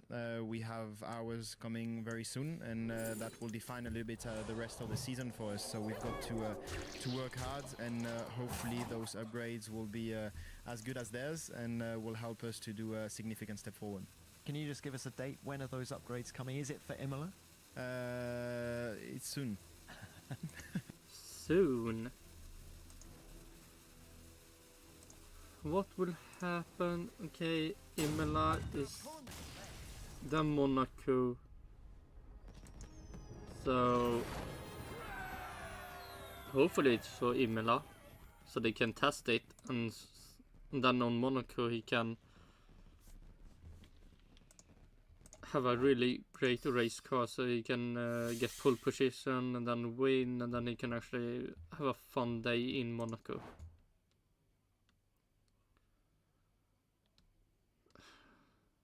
So disgusting.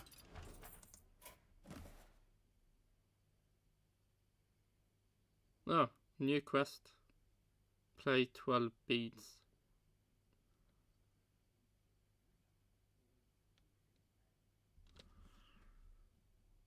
Let's see, should I care more?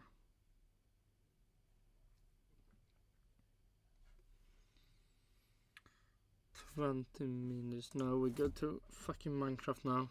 This is so boring. What the fuck do I have on?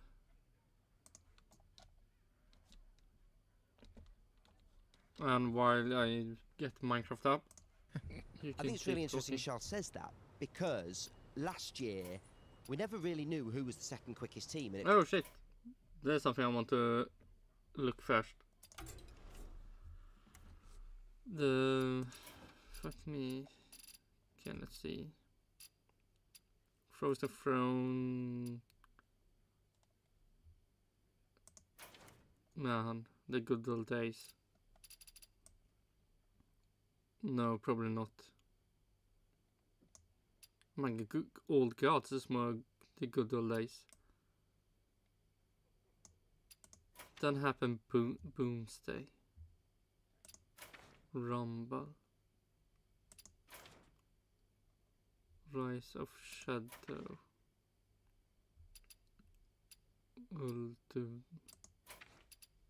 The Dragons. Oh my god, so many.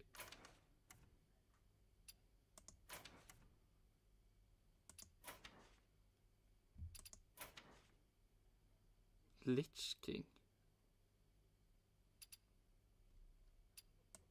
So this is the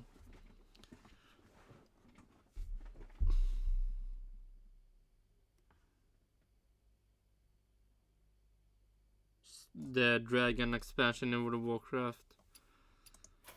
Classic Outland och Classic Lich King.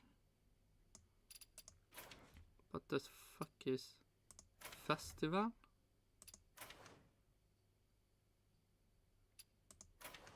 Titans Balance Event. Banks Workshop.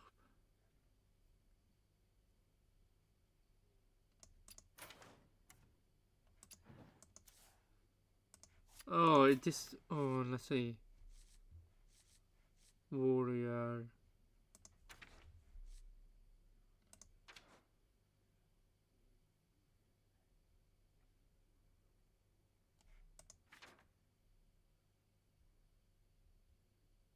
Nope. What kind of cars do I see that come from this? That are so annoying.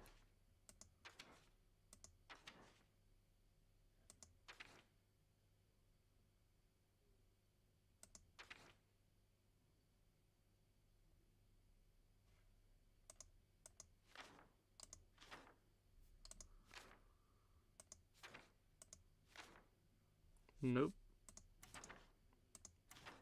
Fuck do I play against? Fuck this. Oh! 2015!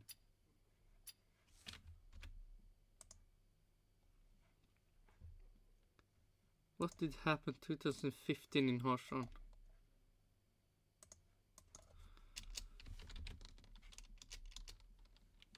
Hearthstone 2015.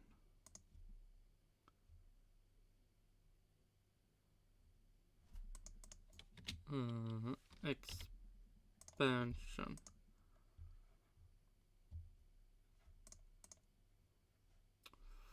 Fuck that. Had fucking maze. Here we have it. Oh, and then you can also not zoom in. So boring.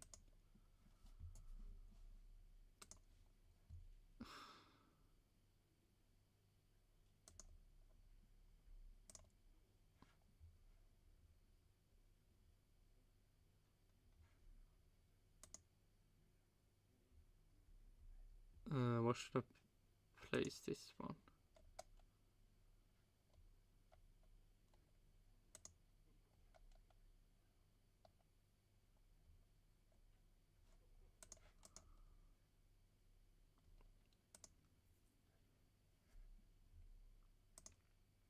Sure. Can I get this one here?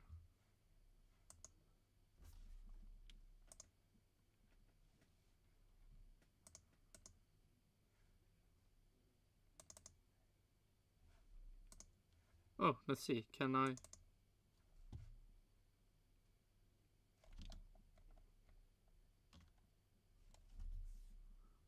Then we make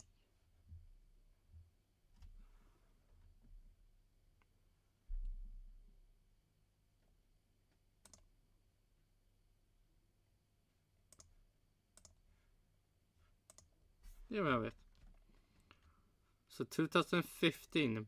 Oh my god, it's almost part of the good old days. Black Rock Mountain Grand Tournament and League of the Explorer.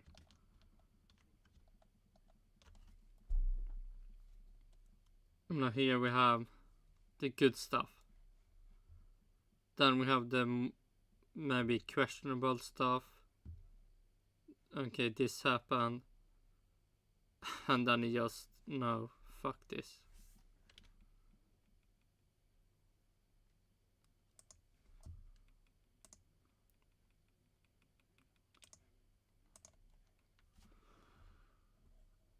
Oh shit, we need to do that, and then we also need to...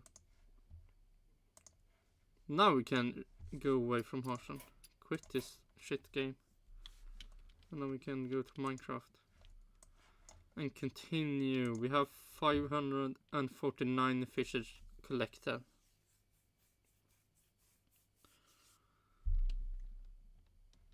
So... What's it is? Like plus 10 fishes per day. If I'm play just 1 hour or less.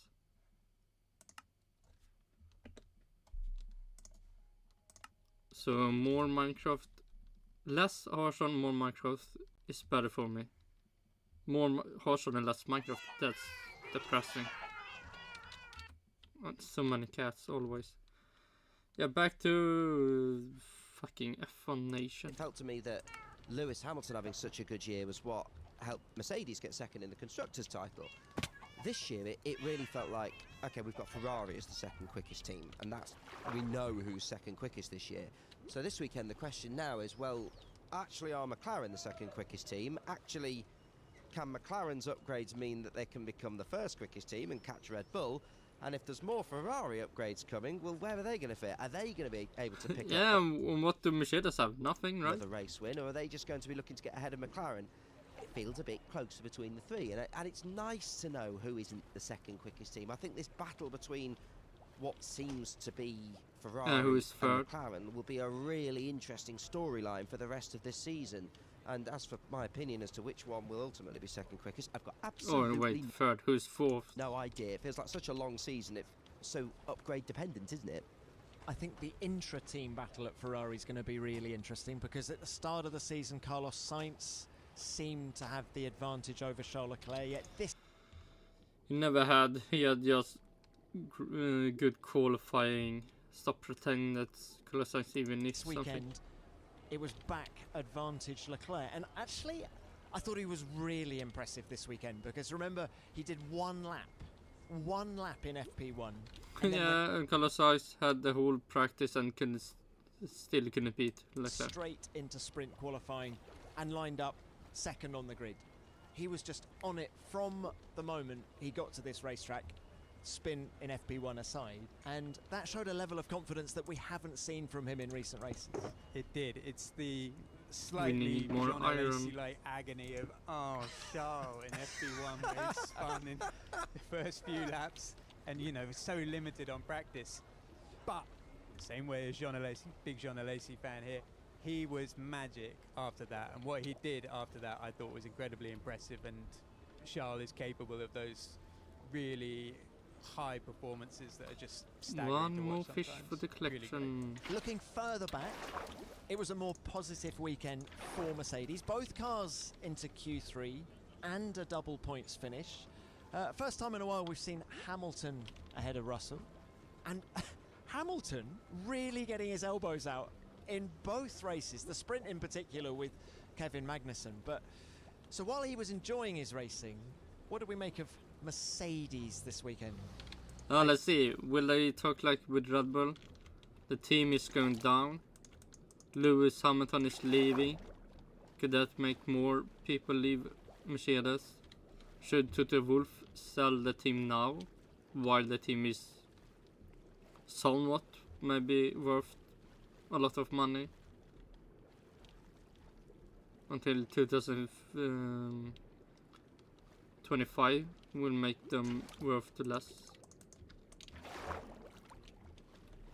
Or will it just be copium progress talk? Again, I don't think the team would deny that it was a slightly off-colour performance. I think George Russell used the phrase rubbish. Just a bit of a rubbish race, really, he said of his Sunday. And yet, as you say, what Lewis Hamilton loves doing is dominating a race from the front and showing everybody that he is the GOAT, he's the best in the world. But he also loves telling those stories about when he was in karting and he had the cheapest tyres or used tyres and going up against rivals and beating them. He loved that, and he was loving his racing this week. Yeah, beating Haas. What the fuck is this? And loving battling with Nico Hülkenberg in that race on the run down to turn 11. Man, that must be really happy news. He's happy that he can start fighting Haas. Hülkenberg and Magnussen in a Haas when he's sitting in Mercedes. Yeah, that's some good news. Good news of today. He was like, we're either going to have an aircraft style crash or I'm going to get by, and I'm going to get by. Again, battling with... And you did, and then you get penalty because you drove too fast in the pit lane. Kevin, he really enjoyed that, really enjoyed Kevin's integrity as well, admitting that he'd been playing a tactical game. So, yeah, I think while Lewis won... Tactical game by driving so you get penalties? They're not tactical, that's fucking retarded. Wants to be winning championships and wants to be winning races. I think he was loving the situation he's in. They're often quite nice to each other this start in this paddock, aren't they? And actually, I quite enjoyed them going at it hammer and tongue. Exactly as Greg said, the honesty between the two drivers afterwards. We're in an era where sometimes it's best to let somebody overtake you so not to ruin your tyres. So it was fantastic to see them battling. I really enjoyed that. I enjoyed seeing Lewis do that. I can't imagine for a minute, even though, as you rightly said, TC, there's a positive in both cars into Q3 and all of that, they're going to be looking at McLaren making this step forwards and pick... Man, someone have not took the all the copium today. You can actually see behind... Well, you can see the trees in the forest. Picking up, you got to pick up on scraps when you're in an era of Red Bull domination like this, and the scrap was that Red Bull was tricky on its balance, and McLaren have swooped in and picked up that scrap. They want that to be them. They're not even behind the people who are picking up the scraps. So I still think they're just going to go away being like, well, yeah, 2 cars into Q3 and a bit more solidly in the points, but we're not on the podium, we're not winning. I just still sense a real air of disappointment around that team this season. Every year we come into pre-season testing and think they're going to roll back, aren't they? And it just doesn't seem to happen. I don't. The unpredictability Never believe in Mercedes. The sort of yo-yo of performance. It's frustrating to watch. I can't imagine how frustrating it is to work on it. George and Lewis have both said in the past, even inconsistency lap to lap. You know, how it handles into one particular turn and one particular track can differ from one lap to the next. So, and they just seem unable to get to grips with that consistently. It's been the case for a couple of years. So I still think they'll be disappointed. I think it's good for the sport to see Mercedes up there. So I hope for the sport's sake and for their sake, they're able to be snapping at the heels of Ferrari and McLaren soon. Who else?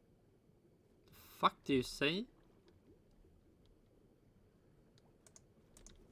You know, how it handles into one particular turn and one particular track can differ from one lap to the next. So, and they just seem unable to get to grips with that consistently. It's been the case for a couple of years. So I still think they'll be disappointed. I think it's good for the sport to see Mercedes up there. So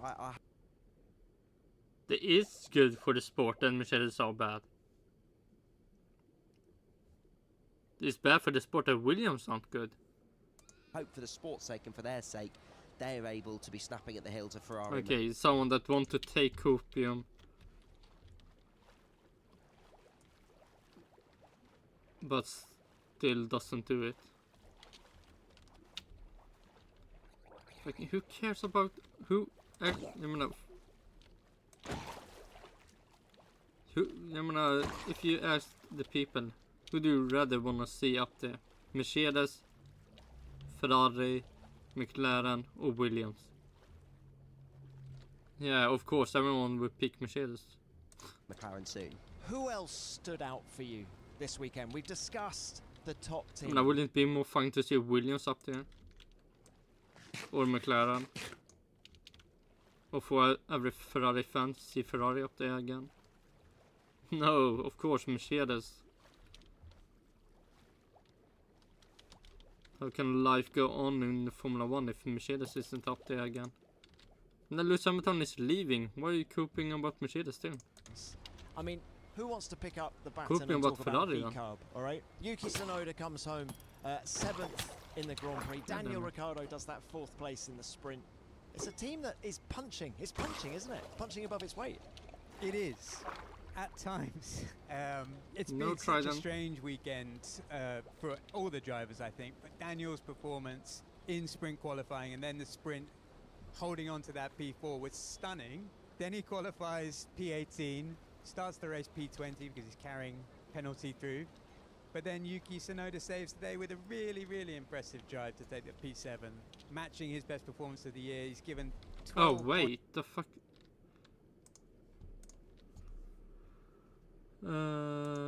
Miami. Yeah, Lewis Hamilton promoted himself. Instead of driving against Haas, he drove against Visa Cash App RB Formula 1 team. That's progress. Mercedes should be really happy with this.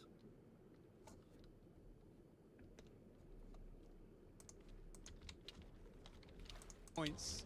Well, Ricciardo and Tsunoda together given 12 points to the team, to Haas's 2, who are their closest people that they're fighting with. They've come with upgrades this weekend. Lauren Mekies was very sure that that would put them in the fight. And look, it has. You had Yuki battling around the Mercedes. So I think a really positive performance, and continue to be impressed by Yuki Tsunoda's performance this year. I agree with everything Greg said. A good weekend, but they seem to struggle to be consistently good. Daniel Ricciardo with a brilliant sprint and then not so good in the race. So yeah, I completely agree with Greg. I do want to word for Esteban Ocon, who I felt last year at Alpine, it was sort of impossible to split the Alpine drivers, and I expected last season one of those to stake their claim and go, I'm the #1 driver at this team, and we didn't really feel like it. Well, this weekend it's Esteban scoring Alpine's first point, and I felt this year that he's the one who slightly edged Pierre. And Okay. Do you really think that? But I think that's sure. a really difficult thing to do. Remember what momentum was behind Pierre when he was doing so well at what used to be AlphaTauri, when he was driving that team forward and felt like the solid team leader. Well, he seems to be, this season at least, being put in his place by Esteban Ocon a little bit. This season is the season started. Fucking cool. Of course, we could say similar with what we said at Mercedes. There's no way they're going to be happy scoring a singular point. This is a team with much bigger ambitions, but that's a little positive for them this weekend, and definitely a step forward for Esteban this season, I think. CH, I had to look away on lap 1. You know, when they were going wheel to wheel through sort of 15, 13, 14, 15, side by side. It wouldn't be amazing if they crashed out. But luckily they didn't, because then Hülkenberg would have got 1 more point. That's not good for Williams. I was thinking Melbourne 2023. Yeah. Please don't.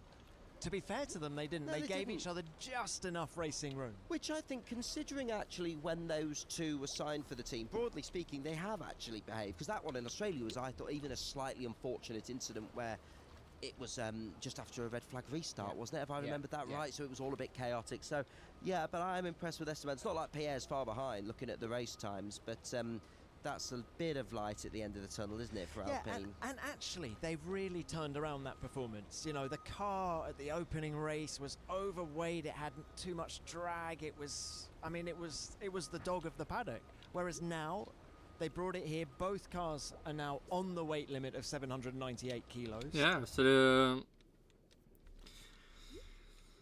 points for Alpine in the future, probably. And it is starting to perform. I'm not saying they're going to be the McLaren of last year, but I feel they are. It's a step forward, isn't it? Without it's definitely question. a step Again, forward. from They where are we were Visa in Cash Bahrain, App RB definitely. Formula And 1 I team. should say, to agree with Greg, a word on Yuki Tsunoda, because I mentioned that we often saw him outperformed by Pierre Gasly. Even though Daniel Ricciardo has shown signs this weekend of improving his performance, that's not to distract away from Yuki's, who, yeah, P7, what handy points that is for VCARB, what handy points that is for the team. So more impressive driving in an impressive season for Yuki. This is an advertisement from... No, wait, where did I pick?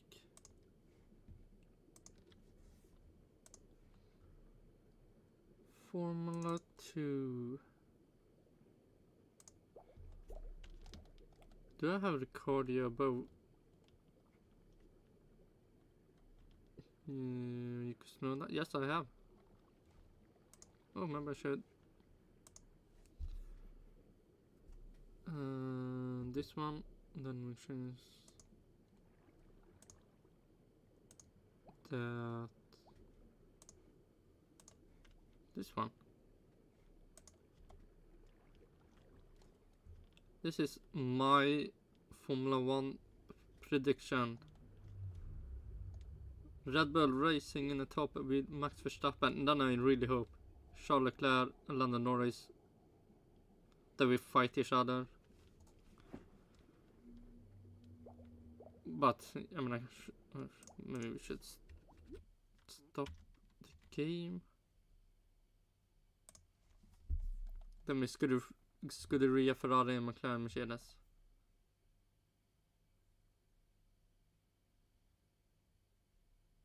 Oh yeah, so Martin. And then Alpha Tauri. No! Visa Cash App RB Formula 1 team. And Alpine. And I hope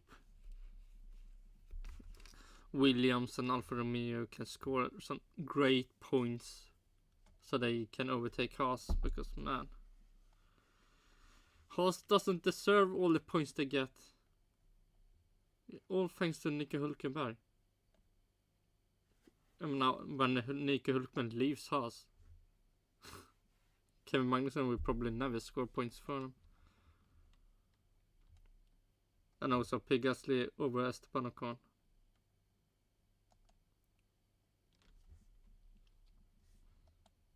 Ooh, Alex Albon before Nico Hülkenberg. Man.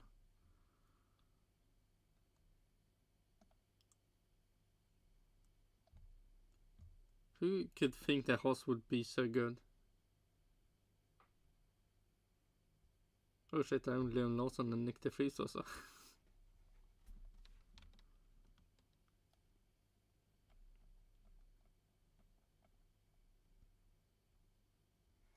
Yeah, okay, let's go away from that.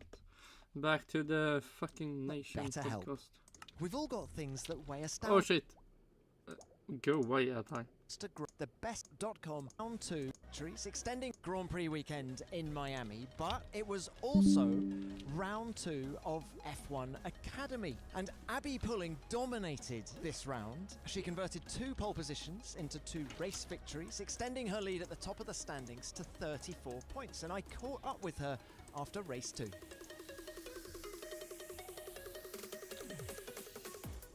I'm absolutely over the moon. It couldn't be more perfect. I'm glad that I snatched the fastest lap in this race as well, because the extra point, you know, it goes a long way, and it's incredible. I've seen nothing about a test before this race.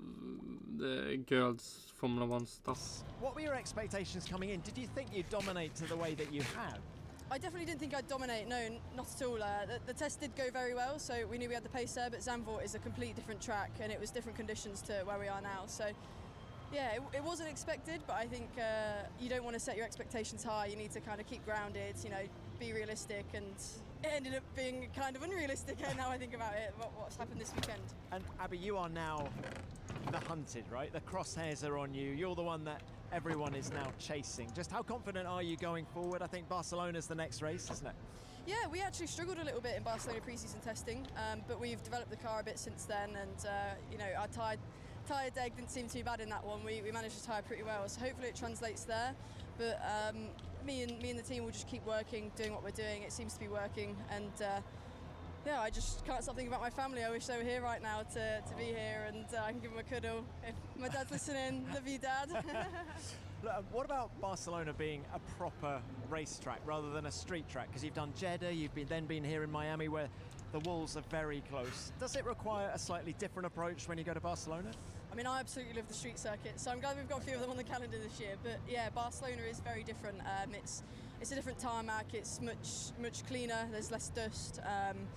So that would definitely play a part, and also Barcelona is notorious for the degradation. It's a very abrasive circuit, so it'll be a lot, but I think it's nothing that me and the team can't handle. Just got to keep our chin up, head high, and just keep, you know, doing what we're doing. One of my observations here in Miami is just the following that F1 Academy is getting now. And of course, we had the news about Netflix break this weekend. Everywhere I look, there are boom mics following you guys around. It's big time now. It's very intense, to say the least. You get out the car and straight away there's a boom, like you're hitting your head on a boom. Yeah, it's great that they're, you know, putting us on that platform, putting us on Netflix, and having people follow us around, showing the behind the scenes of what it is like to be a racing driver. You know, it's not just getting in and out the car. There's so much more that goes on. Arguably 10 times more off-track work than it is on track. So it's great that it's bringing a light to it, and yeah, just women's sport in general, not just females in motorsport, women's sport and as a whole, and it's a great time to be a woman in motorsport, I think. Certainly is. Look, very well done this weekend. Best of luck going forward. Thank you. Thank you so much. So Dorian Pan dominated actually the opening round back in Jeddah, and Abby Pulling has done that here. Were you surprised by her pace, Christian? Really surprised. I spoke to Chloe Grant, who was in the F1 Academy last season at the start of this, and she was saying Dorian Pan's going to win this season. She's going to wipe the floor with everyone. She's a different class. And everybody spoke to around the F1 Academy paddock in Saudi said, this is Dorian Pan's championship. And then I was stood in at this very point in the stadium earlier in the weekend, watching that big screen that's just been turned off behind us over there, and saw Abby qualify in front of Dorian by half a second. That's nuts, isn't it? That's a huge gap. Yeah. Oh dear, somebody's dropped a beer by the side of us. The celebrations at McLaren continue. Oh, it's a water. That's okay then. That's not as bad. Thank goodness for that. Yeah, you think half a second. Wow, that's a statement qualifying from Abby. That's not just shading it. And that continued throughout the rest of the weekend. That's a major storyline in F1 Academy this weekend. The rise of Abby Pulling, because many predicted that Dorian would just dominate this championship. Looks like we're going to have a real title battle on our hands. Oh, and the rise of F1 Academy, as I touched on with Abby in that interview, Netflix. I'm watching Formula 2 and Formula 3 and IndyCar, so I'm already watching enough stuff I don't care about. They've got their own. I mean, that's fantastic. They're filming it now. It's going to be out, I think, at the start of next year. It's huge. Reese Witherspoon's production company, Hello Sunshine, taking that on, and it's massive. There's so much positivity around that series at the moment, and they've given us a fantastic weekend of racing. They gave it to us in Jeddah as well. But like Christian said, I expected to then see Dorian Pan come here and wipe the floor with everybody again, and I thought we were going to be in a situation like we had back in the W Series times with Jamie Chadwick, where she was just a step ahead of everybody, and Abby Pulling did an amazing job this weekend. So great. And do you know what's lovely as well is how quickly the series has been sort of accepted into the F1 world. You mentioned the F1 Explained podcast at the start of this episode, TC. We were out in Austin last year, and the American fans there, you know, it's like they were talking about it like you talk about F2. It's like, oh yeah, we're going to watch the F1 Academy. We're really excited. This weekend, that's continued. You've seen the engagement of the US audience in the series, like it's just always been there, like the Porsche Super Cup, like F2, like F3. It's just, oh, this is part of what we do. Is that really true? I mean, I don't watch it. I don't know. You know, it's fantastic to see. And the racing this weekend has been fantastic. Some proper battles, some proper ding-dongs. It's been brilliant. I mean, I don't even believe people watch Formula 2, Formula 3 either. So. Circus, it's brilliant. And the next round of F1 Academy will be in Barcelona at the Spanish Grand Prix over the weekend of the 21st to the 23rd of June. So look out for that, and for more reaction and analysis, go to f1academy.com or follow at F1 Academy on social media.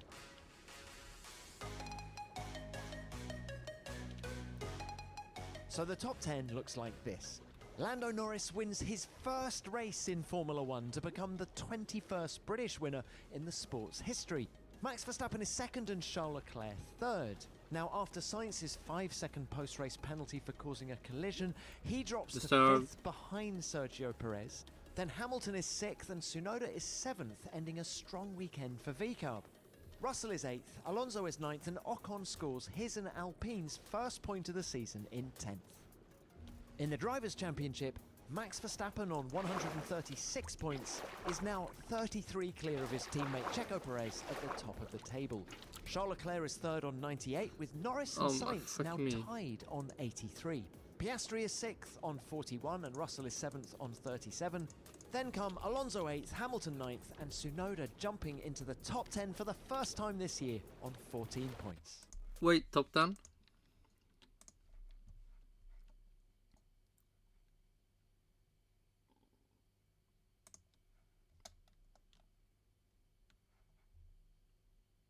Oh, he's speeding less Stroll, that's why. And he will keep doing it. In the Constructors' Championship, Red Bull continue to pull away at the top of the table. They're on 239 points, 52 ahead of Ferrari in second. McLaren are now a clear third with Mercedes in fourth. Aston Martin are fifth with VCARB sixth on 19. Haas are seventh on 7, and Alpine are now eighth with that 1 point scored by Esteban Ocon. Williams and Sauber are yet to score. I hope they will soon. Well, guys, it's been an absolute joy to have you on the show. Thank you both very much. We're going to end this episode in the traditional way. I'm going to ask each of you for your driver of the day. I'm going to give a completely unoriginal answer, but I feel like there'd be campaigns in the street if I said anything other than Lando Norris. We've spoke so often in Formula One about him needing to take the opportunity when it arises. I think his naysayers were harsh in the past. I think the talent's always been there, and other than that elusive 2021 Sochi, he's never really had the chance. Today he took it. He looked every bit the race winner, and he's got to be driver of the day for me. I'm not going to give you an original answer either, TC. Just a little anecdote. I used to work for Red Bull Media House, and I remember back in 2016, just before Lando Norris did his first Macau, I got him on Formula 3, isn't it? Yeah. I got him on the phone, I interviewed him, and he was such a sweet kid, but there was this aura around him, and for whatever reason, I felt, I don't know what it is, but I think this kid's got it. So I've kind of felt invested in seeing him go through the ranks. It's been absolutely nothing to do with me, and it was just a joy to see him finally do it today, and I'm chuffed for him. And I can't say anyone different. Lando Norris, well done from all of us on F1 Nation. You were, of course, driver of the day on the telly as well. It could maybe have been a bigger driver of the day if he did some good pull, not maybe pull position, but good in qualifying. One other person I'd like to give a shout out though, I mentioned it earlier in the pod, but I do think Charles Leclerc has had a good weekend. Not driver of the day, but I feel this has been his best weekend so far this year, and I think there are going to be good things to come from him. And I totally agree with your point earlier about the way he's turned it around, because the way Carlos Sainz looked so impressive, and actually Charles probably edged Carlos for pace in China as well. So the way it's really difficult for a driver to pull yourselves out of a bit of a mental rut when you've been comprehensively outperformed by your teammate. 2 weekends in a row he's done that now, so I completely agree with you. And when those Ferrari upgrades come, wouldn't it be fascinating to see both Lando and Charles take the fight to match? We could be in for some juicy races towards the middle part of the season. Bring that on. Bring it on. Bring that. I mean, that would be sensational, wouldn't it? Well, guys, Christian, Greg, thank you both very much for your time. It's been great to have you on the show. Before you go, Christian, what's coming up on F1 Explains this week? It's every Friday, isn't it? New episodes every Friday, and the next Friday episode that will be released will be the show we recorded in front of an audience at this very stadium with Gunter Steiner, who, as we're all aware, can be quite entertaining. So Gunter Steiner in front of an audience, you can imagine what happens. Lots of bleeps. Do you know what? Spoiler alert, not one, but we did talk about his passion for swearing in the podcast. Yeah, honestly, his insight was fantastic. So you'll be able to, if you weren't here in the stadium to see it in person, you'll be able to listen to it on the feeds next Friday. That's Friday. And Greg, what do you got coming up on F1.com? Well, I would urge listeners to F1 Nation to tune into F1.com, where you can read James Hinchcliffe's analysis of the race weekend here in Miami, and you can also hear from Jolyon Palmer, former Renault racer, who will be breaking down how the weekend played out in terms of a strategic point of view. Yeah, so the McLaren. Stay tuned for that. Yeah, stuff about McLaren, Red Bull, and the weekend. Stay tuned for both of those things, and also stay tuned on Wednesday, because this week's F1 Beyond the Grid is with McLaren CEO Zach Brown, who is basking in the team's first win. You should maybe take on Toto Wolff also, talking about maybe Mercedes of 2020. In the future without Lewis Hamilton. That'll be available on your pod feeds and the official F1 YouTube channel, as I say, from Wednesday. New fish for the collection. And we'll be back next Monday with our preview of the Emilia-Romagna Grand Prix, first one in Europe. That's next Monday. But for now, thank you very much for listening. F1 Nation is produced by Formula One and Audio Boom Studios. Yeah, it is. Nice. Now we only have the Oh my god, the race podcast. Let's see. How Landon Norris won his first ever Grand Prix. Julian Palmer's F1 TV analyze. That's the clip. 55 minutes of the race.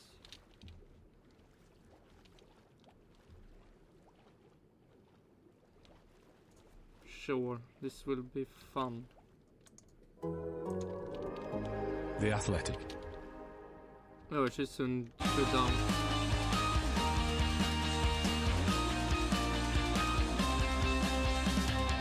The race is on, and Lando Norris finally claimed his maiden Grand Prix victory as McLaren took its first win since 2021 in the Miami Grand Prix. And while luck played its part, so did serious pace. But where did McLaren's renewed turn of speed come from, and why couldn't Max Verstappen? Apparently not doing what Mercedes are doing. Actually making a good car. Probably the first thing they did. Do anything about it. I'm Ed Straw, and joining us to reveal all are Mark Hughes and Scott Mitchell-Mown. Well, Scott, how's Miami been? Plenty of celebrities around? Any iguanas falling out of trees, that kind of thing? No iguanas falling out of trees, and you'll be saddened to hear, Ed, that at the third attempt of the Miami Grand Prix, I'm yet to see an alligator. So that's obviously... Oh, do you remember, we were very disappointed in the first year, weren't we? We really thought they would just be... We thought they'd be ubiquitous. Yeah, it's a bit disappointing, especially because the house we had that first year basically backed onto a lake with alligators. So it was doubly disappointing. Yeah. And the track is right next to a massive creek as well. So I was optimistic, but no, it's been good to be back. We're not written anything. How many fishes do we have collected? 549. 549. How many fish have we now collected? 1, 2, 5, 6, 7, 8, 9, 10, 11. Yep, 11. 540. No. 60. Plus 11. 150 plus 10. 60.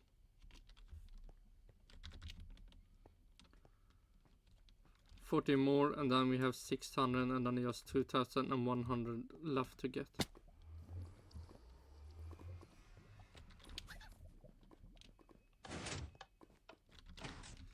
Only one color do we, at least one, I think. Yeah, green one. Green spotty.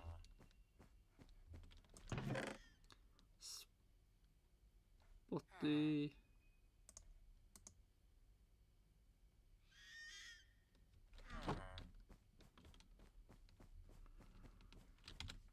What do we have? We have a dasher.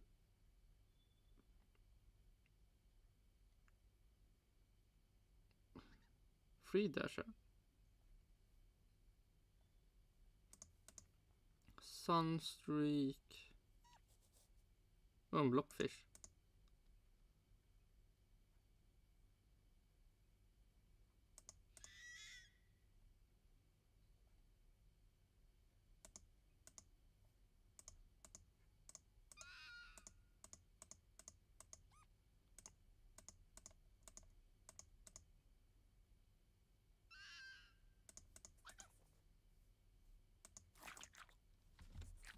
Okay, blockfish.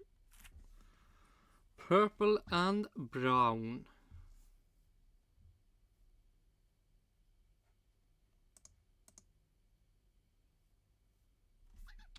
Yes. Do we have dasher? Purple, white.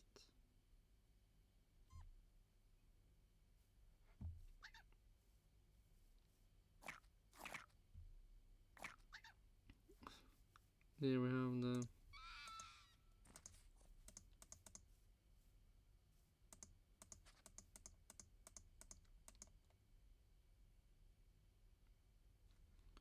purple, white. Then we have red, cyan. Light blue green.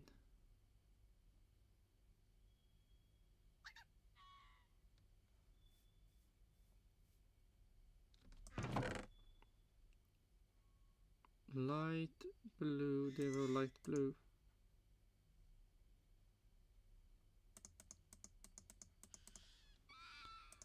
Light blue green.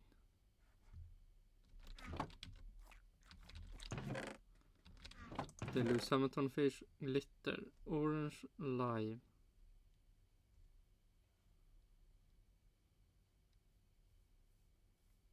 No. -1. Snooper. Light grey.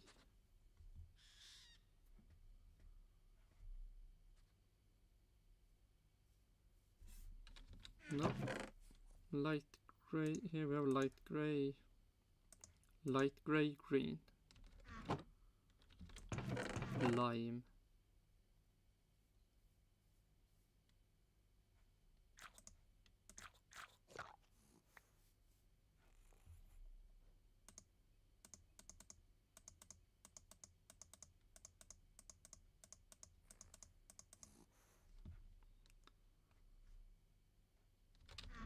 Stripy. Green. Magenta.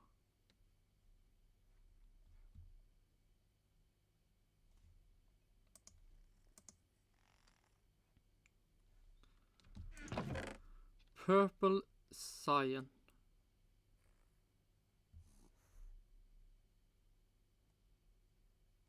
Here we have purple cyan. We have black magenta.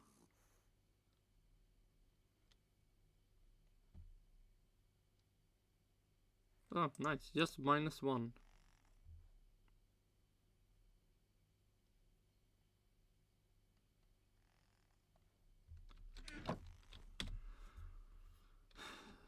$559. -1.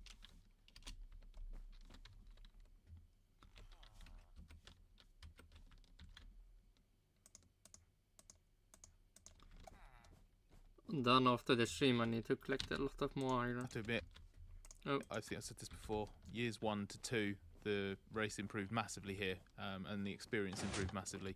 I'm still a bit too pale, pasty English, and moved to an even colder cold country than England, so I really hate the sun. So I've been badly burned because I'm terrible at sunscreen, but it's been a good week. I've enjoyed it. And Mark Hughes, how's it been for you? You don't look sunburnt, at least. No, I'm quite happy in the sun. My dog is happy in the sun and sort of lies upside down in the garden, and I sort of feel an affinity with him when it's the sort of thing I like to do as well, really. So I'm quite happy in this climate, and yeah, it's been a nice weekend. So have you spent some of it just lying upside down in the paddock, soaking it all in?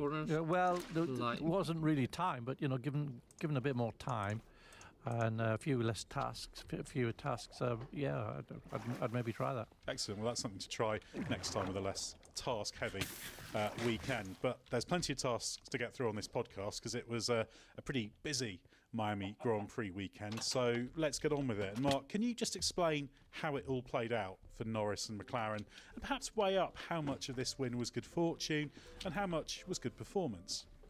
Yeah, it depended a bit on luck with the timing of the safety car. He wasn't going to win it without that, probably. And the safety car picking up the wrong the wrong leader. The sort of everything hung in the balance for a little while. But once he got that opportunity, he absolutely nailed it, and he'd already indicated before then that he had some serious pace. The car was probably the fastest car in the race, but until the safety car, he probably wasn't going to be able to convert that into a victory. I fancy he'd probably have been second, at worst, maybe second, third, something like that.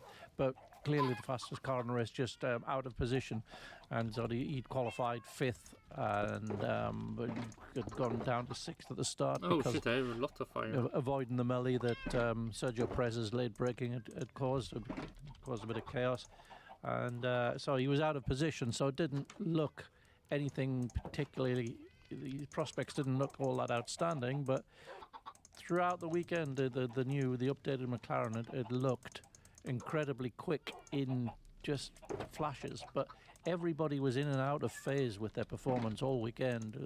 There was something odd about the way the tyres were reacting with the surface, and nobody really got a proper handle on it, and that was also key to the victory, because Verstappen and Red Bull really didn't ever nail their setup either. So that it was Norris's McLaren was the quickest car in the race, but we're not comparing it to a fully odd song Red Bull and Verstappen. So I think a little bit early to say, right, we've got a contest on our hands. We've got 2 equal cars. Let's see, but it was certainly a very refreshing left-hand turn, if you like, to the narrative that we've had in the season to date. Was there any surprise by how comfortable it was for Norris after that restart? It was always on the cards that he could stay ahead, but he won that relatively easily from there. Yeah, he did, and he just, once in clear air, he just was able to demonstrate that pace, and he was just way quicker through sector 1, and he just piled on 2 or 3 tenths every lap after the restart to just pull effortlessly. Yeah, only like the first corner Max could do anything, and then Norris just left him behind. So mean. The way, and Verstappen recognised as much after a couple of laps and just settled for second place. And yeah, the big loss was at turn 1. It was almost 2 tenths at turn 1, and there's a little bit of debate about whether the Red Bull was damaged. Christian Horner afterwards said there was quite a lot of bodywork damage. They assumed it was from him running over the bollard, but Max said no, he didn't feel that the car was any different after that, and he was able to do the same lap time. So a little bit of debate about that, and sort of I guess a little bit of looking at the data from the team once they get back. But yeah, it wasn't a fully fit Red Bull, but it was still a Red Bull that managed to defeat the Ferraris. So I think the signs are certainly hugely promising for McLaren. But let's give it a few races to see where we really are. Yeah, it seemed to be another one of those very positive McLaren upgrades. That much was very clear. But Scott, we should talk about Norris's win, because it was always a question of when rather than if he would win his first Grand Prix. But how significant is this breakthrough win at the 110th start? It is significant. It is a weight off his shoulders. He's admitted that. I think it's also a bit of a pressure relief for McLaren as well, because as Andrea Stella put it when I spoke to him after the race, yeah, they succeeded with something that Mercedes have still not done. So that's great. They've been under pressure to provide Norris with this car, and obviously this time 12 months ago at this very race, it didn't look like they were looked like they were further away from providing Norris with that kind of car than at any other point in his McLaren career. So it's huge for both parties for that reason. It obviously draws a line under the Norris is a choke artist narrative who can't deliver on that race win in crunch moments, and he actually did a brilliant takedown of that in the post-race press conference. Just talks about, he says he has spent quite a bit of time sarcastically liking comments on his Instagram criticising him, and he's clocked the Lando No Wins nickname that is thrown around as an insult, and he said it put an even bigger. When have this stuff happened? I know nothing about that. Why the hate on London Norris?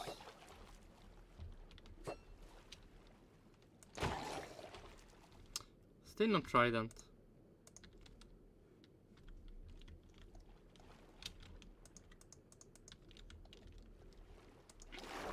a smile on his face now to have proven those people wrong. But I asked him in the post-race press conference, like, sincerely, between Sochi and now, do you see any opportunities that you've missed to have done this?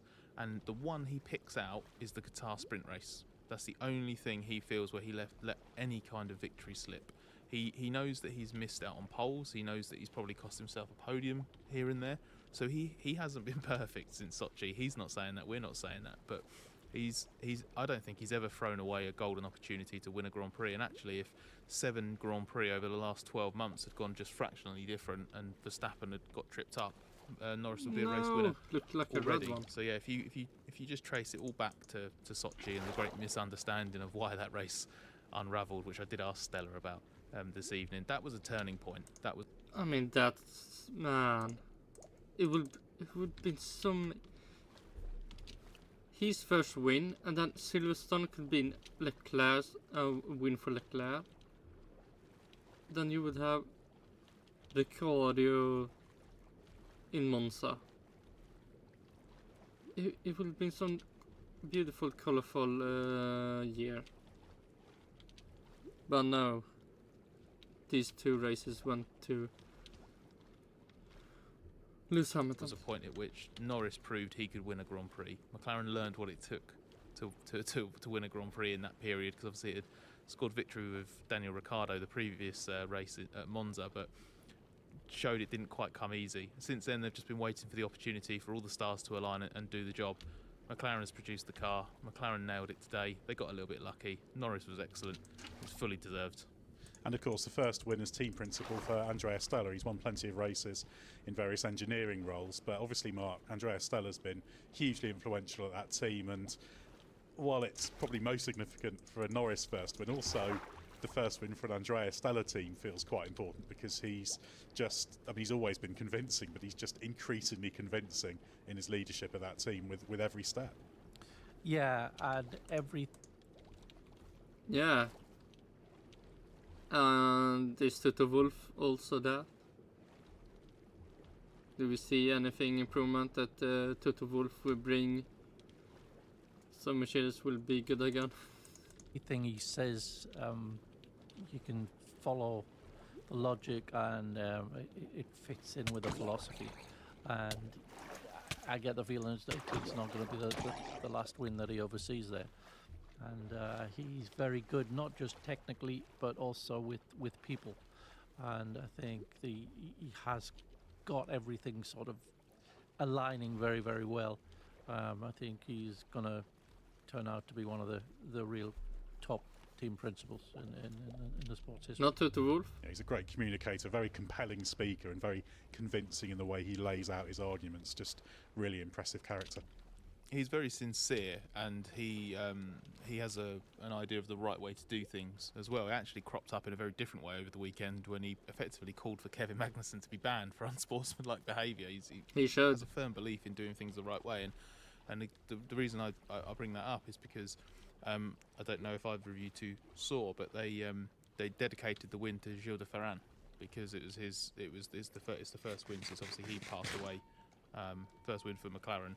This was his home as well. Yeah, so this was a big deal for them. They had they've got Andrea was wearing a pin with Gilles' helmet on it, and they had the pit board when they did the celebratory photo afterwards. They put his name and said it was for him on there. I thought that was a nice touch, because that's the kind of thing that is very easy to overlook in the emotion of something like Lando's first win and just the euphoria of everything. To have had that in mind, I think that was just it was just very nice. There's some sincere sentiment and emotion that is not just sometimes you do feel that this is all business, but there's a bit more to it than that. There's a personal touch too. Yeah, it says something about the team. But just coming back to Norris, obviously you talked about him showing that he can deliver. There were question marks though after the sprint elements of the weekend, zombies, because he could well have. Yeah, quite nice. The zombies activated perfect.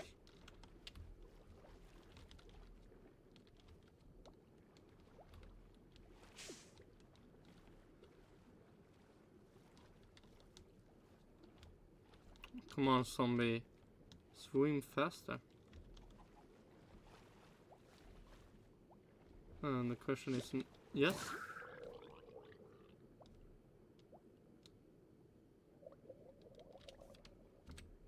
Huh.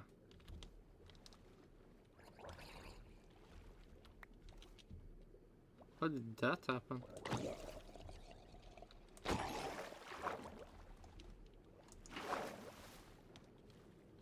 Okay, back to the race. Sprint pole. The final lap didn't come together. The SQ3 lap obviously started to go wrong from pretty early on. So do you read much into that one, or is it just a chance for him to then kind of recover in the second half of the weekend and show he can put that behind him, because he couldn't have done anything about the start of the sprint race that brought it to a premature end for him? What I like about that is that maybe a couple of details would be different, but you could have posed that exact question to me in China. Snabb och gratis hemleverans på Amazon.se och oemotståndlig underhållning. Gå med Amazon Prime för 59 kronor i månaden. Nya Rexona Advanced Protection aktiveras av kroppsvärme. Oh my god, one more. Så oavsett hur varm du blir skyddar Rexona effektivt mot lukt och svett. Rexona Advanced Protection skyddar dig i 72 timmar. Obviously he did a great job in China in qualifying in the sprint. Then he didn't convert that in the sprint race, and that was another case of people criticising him. He doesn't get the job done. He chokes under pressure and all of this. And what did Lando do 24 hours later? Punched in an absolutely superb performance. And yeah, to a greater or lesser extent, history repeated itself here. I mean, sprint qualifying on the Friday was strange. Still, every time Norris have a bad sprint race, he have a really good race. So he should keep that up, being bad in the sprint. To be fair, qualifying for the main race was also quite strange on Saturday. But the swings in performance, run to run, that almost every team and every driver seemed to be complaining about. That was evident in sprint qualifying as well. And Lando just didn't do a good enough job basically on Friday. He did a better job in qualifying for the main race. That was just a case of the limitation of where he felt and McLaren felt the car was over one lap. But he didn't cover himself in glory in the sprint. Obviously he wasn't to blame for his exit at the start of the race, but he shouldn't have been there. He should have qualified further ahead.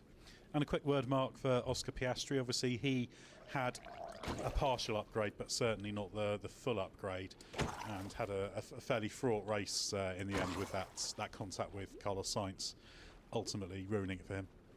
Yeah, he made that brilliant opportunistic start where he took advantage of the confusion caused by Perez, and they put a nice clean pass on Leclerc to go in second place and held the gap to Verstappen at about 3 seconds. So it was all planning out quite nicely for him. The car is, a couple of tenths slower than the upgraded one. I think he was doing a really solid job, and then it just went wrong with the timing of his stops. He was sort of in a little bit of an undercut battle with the Ferraris, and Carlos Sainz ruined the race for him. Not long after that, we got the BSC and the safety car, so that sort of swapped them around. That swapped the two McLarens around essentially, and that was much better because then we had the faster McLaren, the developed McLaren ahead. So but I think Oscar did a great job. He was probably a little bit optimistic in some of his defensive moves later on as he sort of tried to come back. But I think just a slightly messy race, but one that showed a lot of pace and promise. Ed, can I ask you a question about the Norris win? If you like, give it a go. Yeah, I would like to. Thank you very much. Are you, at the risk of opening a can of worms here in terms of hinting at bias or anything like that, are you disappointed to have missed it on site? Because obviously we've covered Lando for a long time, and actually while I was hanging around waiting for Stella's constantly delayed media session, I actually dug up. I found the very first article I wrote about him, which was 11 years ago, when he was stepping into car racing as a world karting champion, European and world karting champion. And obviously we've spoken to him loads, and he's someone I think and I think a lot of people who listen to this podcast will understand this. I think he's someone that you've got a lot of appreciation for his understanding of the craft and devotion to the craft of driving and how much he sort of cares and talks about it. And obviously you've spent quite a long time trying to tell people, and we've had lots of conversations about how annoying it is that people think he is this, I'm using it for the third time on this podcast, but a choke artist. So yeah, any disappointment that you weren't there to see it in person and hear from him and Stella yourself? Not massive. I mean, I always like drivers getting their first wins, whoever they are, really. So from that perspective, it's just a cool thing to be a part of, isn't it? Exactly. Yeah. It in many ways, it would have been interesting to see that kind of moment when it all came together. Because as you say, I've followed his progress closely. I must admit, when he first came into F1, I wasn't super convinced by him. What? But why? It quite quickly became clear there's quite a lot going on there with Lando Norris, the way he thinks, the way he approaches things. And you start to see signs of that. In fact, I remember his first FP1 session at Spa. I was watching up at Les Combes trackside, and I was really impressed with the way he drove. He was really grabbing the car sort of by the scruff of the neck, whereas Stoffel van Dorn, the regular driver, was really contained by it. And you've just seen him continue to build from that. So, yeah, I mean, always it's good to be there for drivers' first wins. But I know people don't believe it, but actually, I just like seeing good drivers do well. Well, I just like to see any of the drivers maximising their potential, actually. And you'll know from conversations we have about other sports, I'm a little bit weird in my outlook on. I like when the people I like succeed 100%, and people I don't like fails 100%, like Lewis Hamilton. Seeing him crash is more fun than seeing him getting points. On any kind of sport, because I'm not especially partisan. Maybe the England cricket team is the one exception, but in terms of things, I generally just sort of enjoy the process and the craft. It's a little bit weird, but yeah, it would have been interesting to see that. But one thing I did want to ask is, obviously, we've not long ago heard that Carlos Sainz got a 5-second penalty. Now, I thought that was quite funny because Carlos Sainz was complaining after the race, saying, they don't seem to be giving out penalties. So I had a go, and then, of course, he got the 5-second penalty, which did cost him 4th place, actually. Do you think that was a fair cop there? Yes. The way it's been described, you can see why the penalty's been. I mean, if you see how we drove, he just didn't brake, and then when he's braking, it was middle of the track. I mean, he 100% did something. Oh, one more fish. Oh, soon to how many do we have? 1, 2, 3, 4, 5, 6, 7, 8, 9, 10, 11, 12. 12. 460, so 570. That means 30 left to get to 600.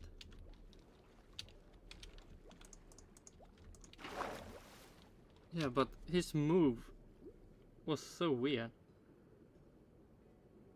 And then it ruined Piastri's race. So I think he should get a penalty, because he ruined someone that I like in Formula 1. Instead of, I mean, when Alonso made George Russell crash out, that was amazing. Less points for Mercedes and less points for Russell. That's a win-win. Dished out. It's essentially that. And Alonso shouldn't get a penalty for that. It was George Russell's fault to be so close to Alonso. It just basically slightly strayed beyond the line of hard but fair and True. Into a.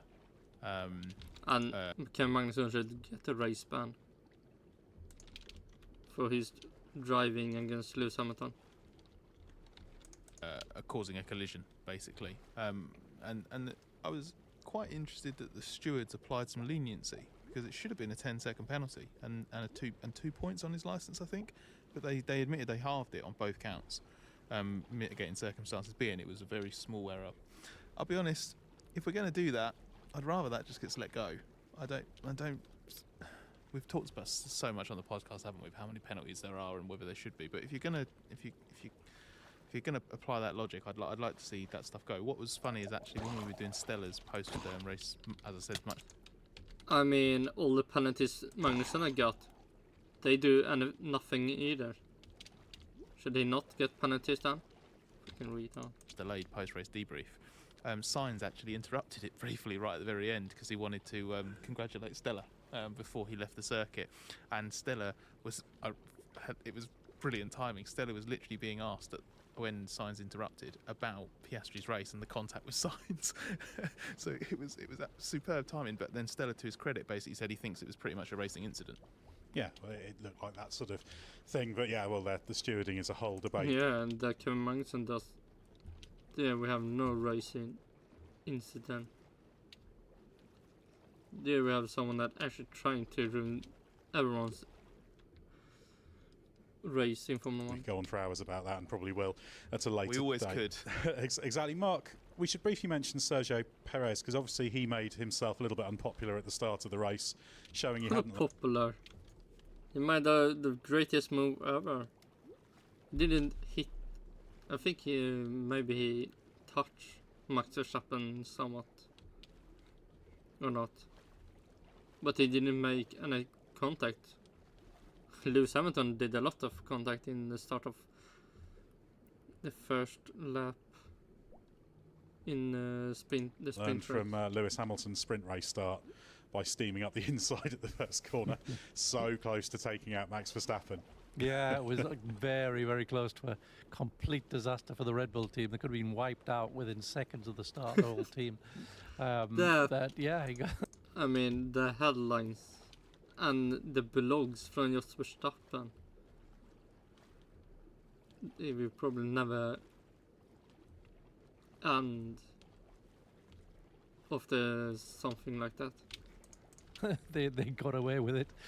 You can't blame drivers for this. You know, this is first corner of the race. There's opportunity there. There's tiny misjudgment, and that's where. And also, Lewis Hamilton did it before, the day before. So he can say that. Hey, I learned from the greatest of all time driver. So I thought it was a good move. It can go. It's, you know, just that is just racing, and he didn't have any great pace thereafter. Nope. And Lando had to actually back off to avoid hitting him as he rejoined the track, and that sort of defined Lando's first stint. But yeah, I mean, it was not a vintage weekend for Checo, but the car was never quite there, and you know, so I think it was where it was. He got a free second pit stop for when the safety car came, because Mercedes had already pitted their drivers, so there was no. It was a no-brainer to do the second pit stop. What was otherwise a one-stop race, so he was quite quick on the medium tyres. But yeah, okay, nothing disastrous really. Before we move down the order, Mark, how about Ferrari? Obviously, Charles Leclerc finished third, Carlos Sainz fifth after being bumped down from fourth by the penalty. A little bit of disappointment that if Red Bull weren't winning, it wasn't them doing the winning. Maybe there were ways that if the cards had fallen differently, they could have got to the front. But still a pretty much a weekend they were where you'd expect them to be, I guess, overall. They were relative to Red Bull, yes. So they you know, just a little bit, maybe a tenth and a half, 2/10 adrift of Verstappen. I think Leclerc pulled everything together very impressively in qualifying after he's off in practice, but I don't think he had as good a handle on the car for the race as Sainz did. So it was a little bit unfortunate that they came out of that first corner in the wrong order, if you like. I think if had Sainz come out ahead, which he would have done had it not been for Perez, because he'd out accelerated Leclerc off the grid. I think he may have been able to offer a challenge to Verstappen, and in the normal running of the race, you know, without the safety cars. Okay, quiet.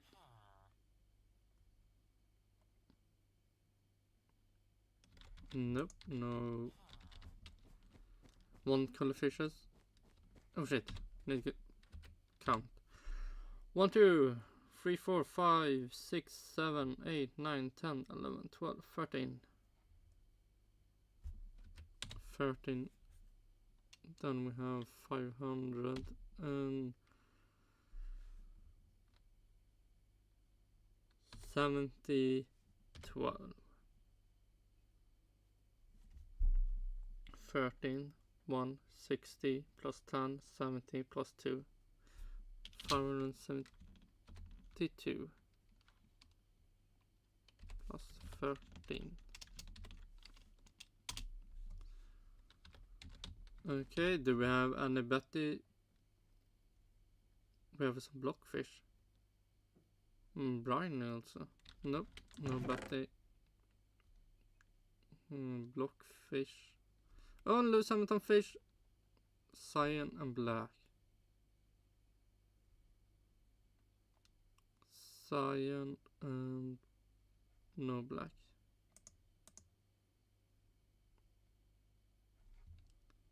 And then we have red and blue.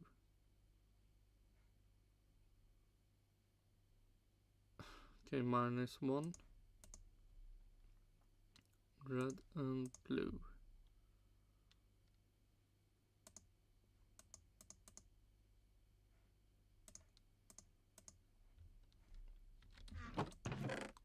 And we had one briny. Purple cyan.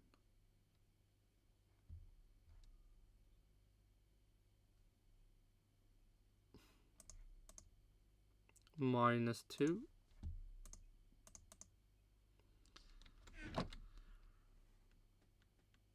Lewis Hamilton. Dasher. Okay, one dasher. Lime gray.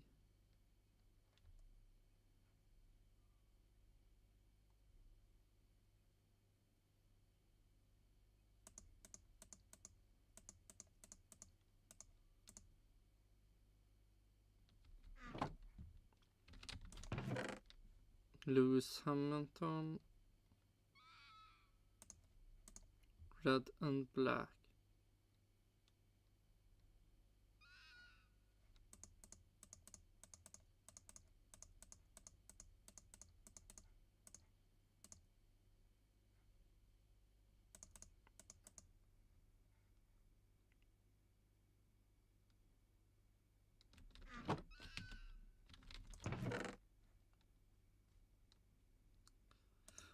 Magenta and blue.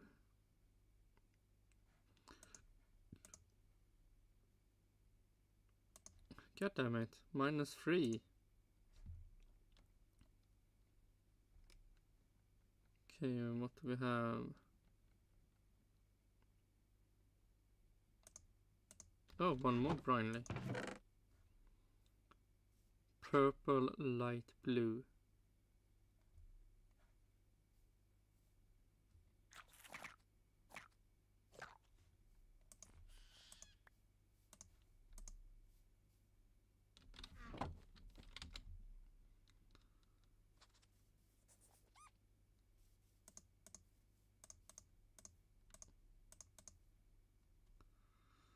Cob.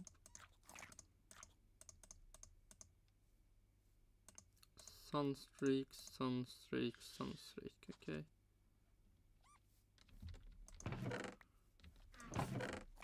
Lime and black.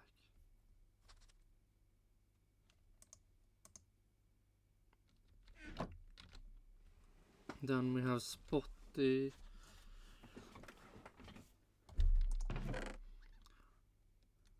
Green cyan.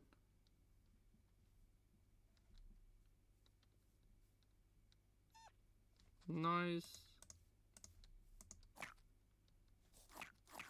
Blue orange. Nice. Orange red.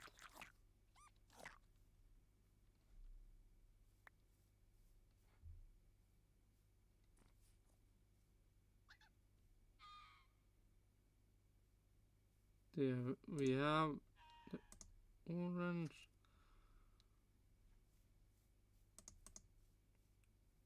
Orange, red. We need more shots now.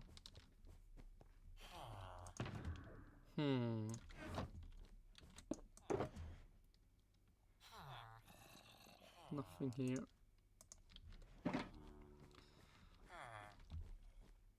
One, two, three, four, five, six. 6 for now.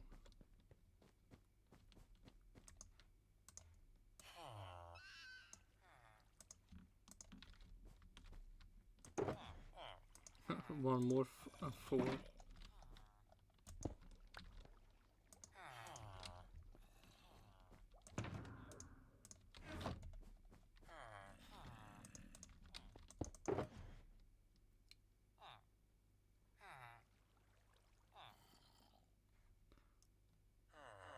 So 9. How many different colors are there?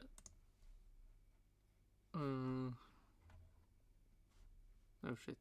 If I go to paint and I fucking not paint, but yeah, it goes to that one. Then I should change that to this one.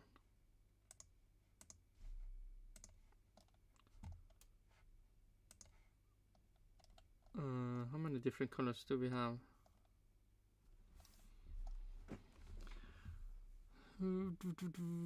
Choosing one of the 21 present. Yeah,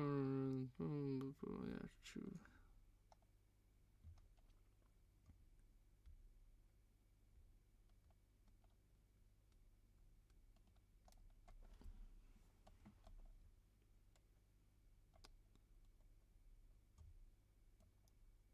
Give me. The fuck is the information? Let's see. 15 base colors. 15 base colors. So 3, 6, 9, 18. It's 15 base colors, but also no, here we have the one color fishes also. So you can say 16 fishes per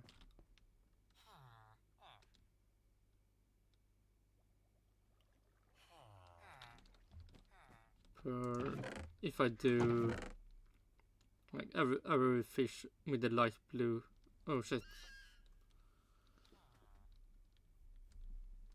The other, oh wait, the other way will be,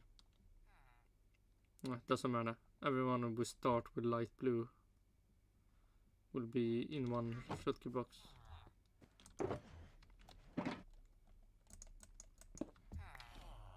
Man, I need a lot of shulkers done. And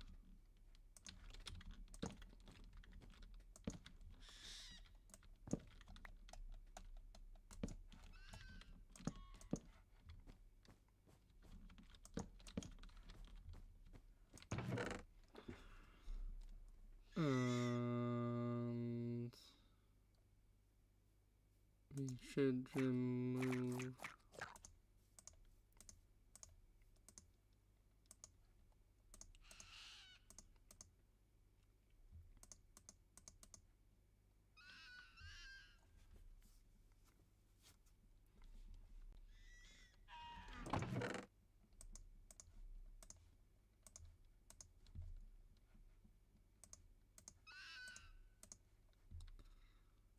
red, orange, red, orange.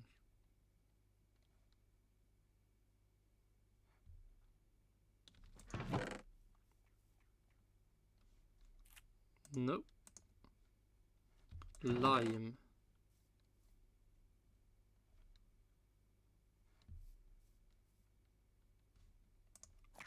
lime light blue. And brightly purple to make sure I not mess this up.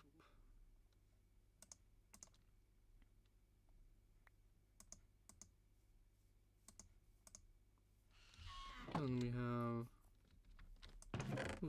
the blockfish. Red and blue.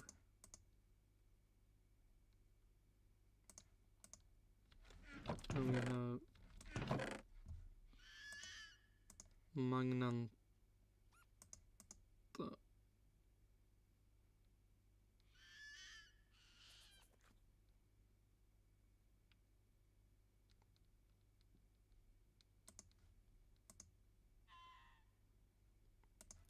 Okay.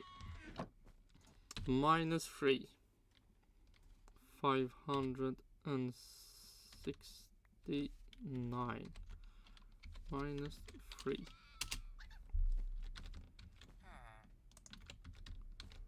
Magnanta and blue. Complicating it. So I don't think we saw a fully representative Ferrari performance, because I think Sainz, a couple of times over the radio, he said, "Look, I've got some pace here," which was pretty clearly coded. I mean, can you get him out of the way? Because I think I can chase Piastri at that time, but they weren't about to do that. There wasn't, not wrong place. About to cause ructions in the team by playing that. So yeah. It was an okay Ferrari performance, but everybody's, as I said earlier on, everybody's performances were in and out of phase all weekend, so it was quite tricky, and I don't think they nailed it, just as Red Bull didn't nail theirs. Scott, moving down the order a bit, RB had its best weekend of the season, a healthy haul of 12 points. Yuki Tsunoda was 7th in the Grand Prix and 8th in the sprint, but the headline story was Daniel Ricciardo finishing 4th in the sprint. We can bring in a question from the Race Members Club here, as Jack Aitken asked, was this a good weekend or a bad weekend for Ricciardo? It was good. Friday and Saturday, first half of Saturday. It was a weekend of two halves, and then after that, the weekend ended. Ricciardo might as well not have participated in qualifying in the Grand Prix. True.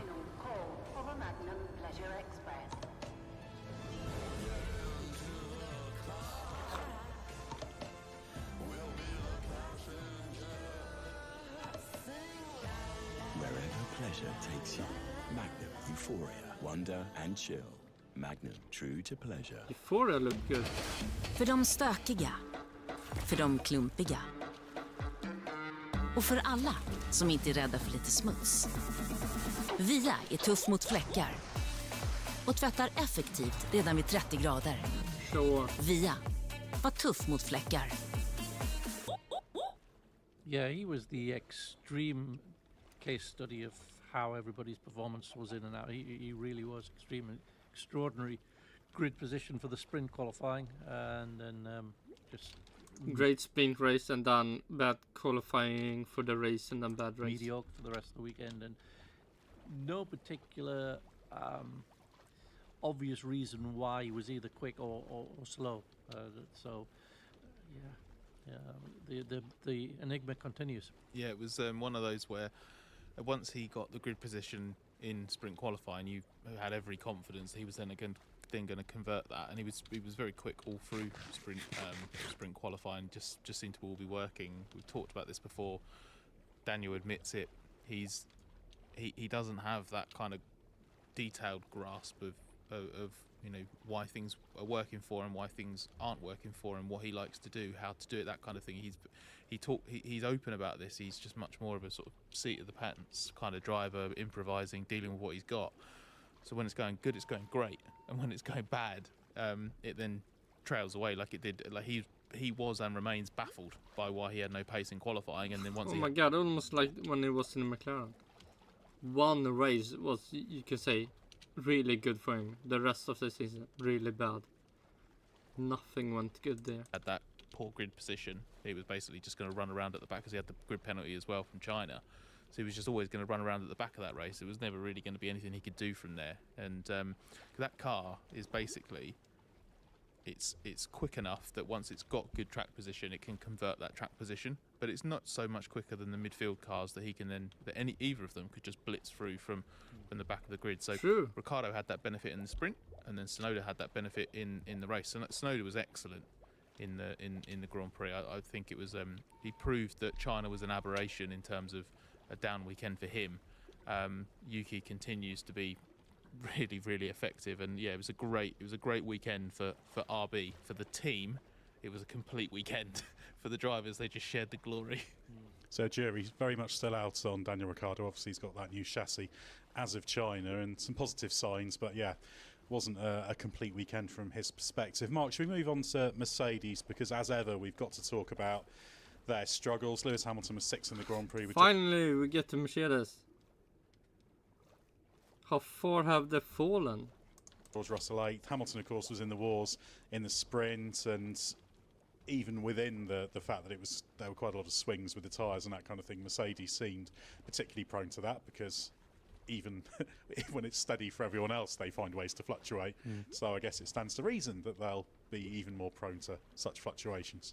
Yeah, we saw it in Q2 where Hamilton went within a tenth and a half of Verstappen, third quickest, and then did exactly the same. had the same setup on the car, same tyres. One switch for the collision. Q3 one more. Was half a second slow, and then he tried to. I think he did try a set of mediums at one point, didn't he? I think. I can't remember if he put those on first or second in Q3, but anyway, the performance was just not there at all. Whereas 10 minutes earlier it had been.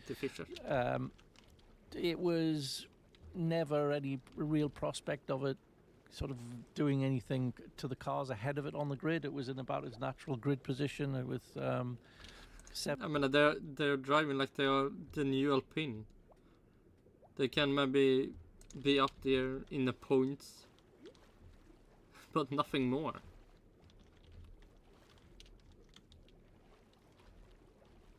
Alpino went even worse, and Mercedes are taking the Alpine's place now. 7th and 8th, and I think in a straightforward running of the race without any incidents, they would have finished 7th and 8th. That's just about where they were. So yeah, the same old problems with the car, and they claim to have an understanding of it now, an understanding of the problem. Wait, I want to see something.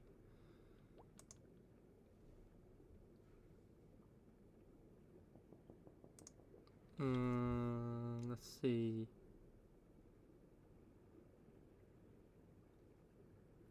So 1 hour of horse run is fucking depressing.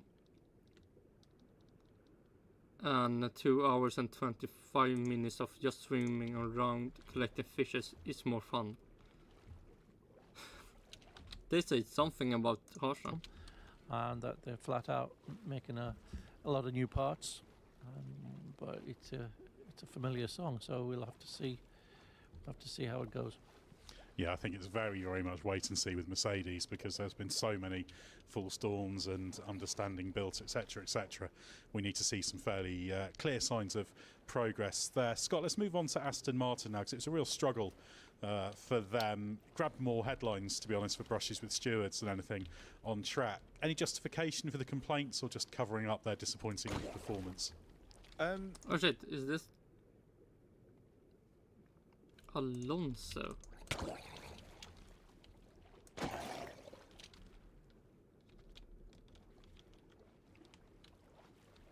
Did he do anything? Or are they talking just of the race in China? Because I don't think Alonso did anything in this race, or sprint race. Oh yeah, he did. He mistakenly Stroll turned in maybe too early. Alonso maybe didn't get the braking good, so they somewhat collided, and then Lewis Hamilton ruined it even more. Did he get a penalty for that? I don't know, maybe. Justification from Alonso in the sense that he obviously felt very wronged at the start of that sprint race, and true. Hamilton did arrive, as Alonso put it, like a ball down the inside. So I think I see justification in what he was saying and his complaints, from the sense that he's, I think, was right to feel aggrieved and like the wronged party. So I can see why he's then frustrated if he then also feels in a bigger picture of this season and before like he's being victimised a little bit. We know that since he's come back into F1, he's had a massive problem with the officials and the standard of stewarding as he sees it. I mean, they took George Russell's side when he crashed out behind Alonso. Man, that's so mean. Trying to punish the Spanish people in Formula 1. I get it. Whether I think it's real or not, no. The suggestion of nationality influencing penalties, I'm actually surprised he didn't get pulled up on it from the stewards. I thought, do you remember Maybe it's true.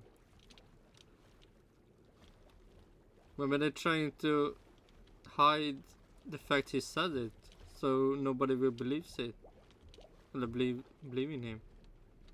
But he actually stated the fact. Steiner last year at Barcelona got pulled up for calling them laymen, and he actually just meant it as in they're not being paid. Like he was actually like a legitimate definition of the stewards, and he got in trouble for that.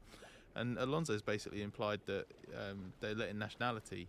Well, he didn't just imply it; he basically outright said it, that nationality impacts their decision making. So I'm surprised he got away with that. But he obviously. I don't think that was very helpful on his part, to be quite honest. I think that's there's lots of things you can question the stewarding process about. I don't think that's part of it. And we should also add that in Miami, it was a Singaporean, an Italian, a Barbadian, and an American with the 4 stewards. And if you go back to the race before, it's a different selection. So yeah. I mean, if Kevin Magnussen doesn't get a race ban, then it's 100% nationality that is on the stake. Or at least we can see it clearly if one of the Spanish drivers is close to a race ban. If they actually don't get it, then we really know it's nationality bias. It's difficult. I can understand why he's annoyed with some of the penalties. I get that, but I don't think that reason holds water. No, I agree. That's what I'm saying. I get why he's until the first race ban actually happened, then we can know. He's peeved, but it doesn't merit what he said. New fish to give people who want to believe that kind of thing almost like a reason to believe it. Yeah, it can be says something like that. No, so yeah, I think that was. I don't think that was necessary, but it was a difficult weekend for them overall. It looked like the nature of the challenges this weekend just exacerbated what we've seen from that car all season, which is that it just seems to use the tyre a little bit more aggressively. And here, I think it just meant that they were using it too hard in qualifying, and we've seen before this car is usually better in qualifying than the races because of that trait. So then you're just sort of struggling with track position. But I thought Alonso actually then typically drove yet another good Alonso Grand Prix, and on a weekend where it doesn't look like they'll get anything out of it, he comes away scoring points, which is just a very Fernando Alonso thing to do. Yeah, and what does Stroll do? Nothing. Obviously, then drive really well. Yeah, he finished 9th, which was about what you could do with an Aston Martin on this particular weekend, certainly with the way the race played out. But the final point, Mark, went to Alpine. Finally, it's got a point. How much of Esteban Ocon's 10th place was good fortune? How much was actually symptomatic of a genuine improvement from that team? Oh, no, it is gradually building. They wouldn't have got any points if Oscar Piastri was still in the race. Expectability. It solidly qualified in Q2 again, and that was about its natural position in the race. That wasn't due to some fluke or some incidents happening in front. It was. Wait, the fuck? No, it was. Oscar Piastri didn't get any points. In front of it, and there were faster cars behind it. That was. Oscar Piastri was behind. Retard. On merit. That's about where it is. On merit. No, fuck you. Oscar Piastri, don't forget him. Points at the moment, and Ocon drove well. Pop quiz, Ed. Which are the... Also, fucking Lance Stroll should also be up there. So many lies. fuck do you listen to? Fucking people that write the news for Formula 1? Oh my god, I do. Let's see. And fucking Nico Hülkenberg was also behind the name. We need races. Miami. If I click this, do it to the. It should be the right. Yes. Okay, here we have Esteban Ocon. So Nico Hülkenberg, you could maybe say Haas. Nico Hülkenberg is faster than Esteban Ocon. Oscar Piastri is 100% that. Daniel Ricciardo should be up there. Lance Stroll should also be up there. So you have at least 3 drivers that should have been better than Esteban Ocon. Fucking lies. 5 drivers that have yet to score a point so far. The Williams drivers haven't scored. Joe hasn't scored. Gasly hasn't, and neither has Valtteri Bottas. Correct. 5 out of 5. Well done. Speaking of Valtteri Bottas, Scott, shall we? What do you think? I'm not saying. I'm not.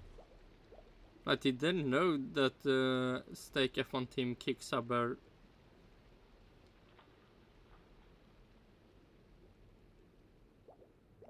Stake F1 team Kicksubber. Yeah, I said that right. Didn't know that the team would be so bad that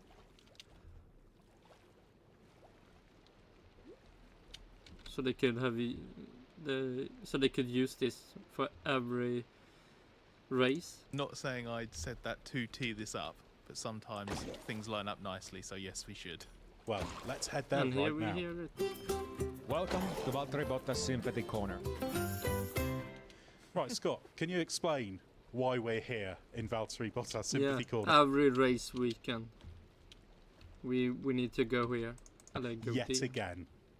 Well, I'll deviate from the norm in terms of the on-track performance, shall I? And maybe he finished 16th, so that wasn't much fun for him.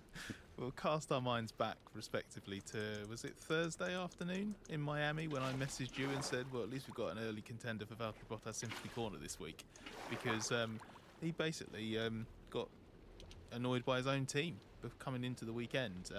At some point between China and here. Oh yeah, what's that called? Race director? No, race driver? No, race radio man. Decided to axe his race engineer or replace his race engineer. And Bottas wasn't part of that decision, and very clearly. I mean, that's really sounds like they are moving away with Bottas. No need to be making you happy. You will soon leave. He didn't agree with it based on the way he talked about it in his body language in the press conference, and he also didn't sound particularly impressed by the Nico Hülkenberg signing for 25. Not necessarily in principle of them signing Hülkenberg, but just the timing of it and the way it's been done. The suggestion was that Bottas did a huge amount of notice before they announced that, and obviously that news came only a few days after the Chinese Grand Prix, where Sauber had said publicly that they needed to give the current drivers a better car, and that now wasn't the time to decide on drivers. So I think Bottas feels a little bit put out in that team at the moment, and if I was I mean, he should. They are bad. You're bad. You both can't be bad. Someone need to go. So that's a flopper. Here we see the Lewis Hamilton fish. The flopper. Light blue, black. Then it will be a nightmare trying to see the difference between Sunstreak, Stripey,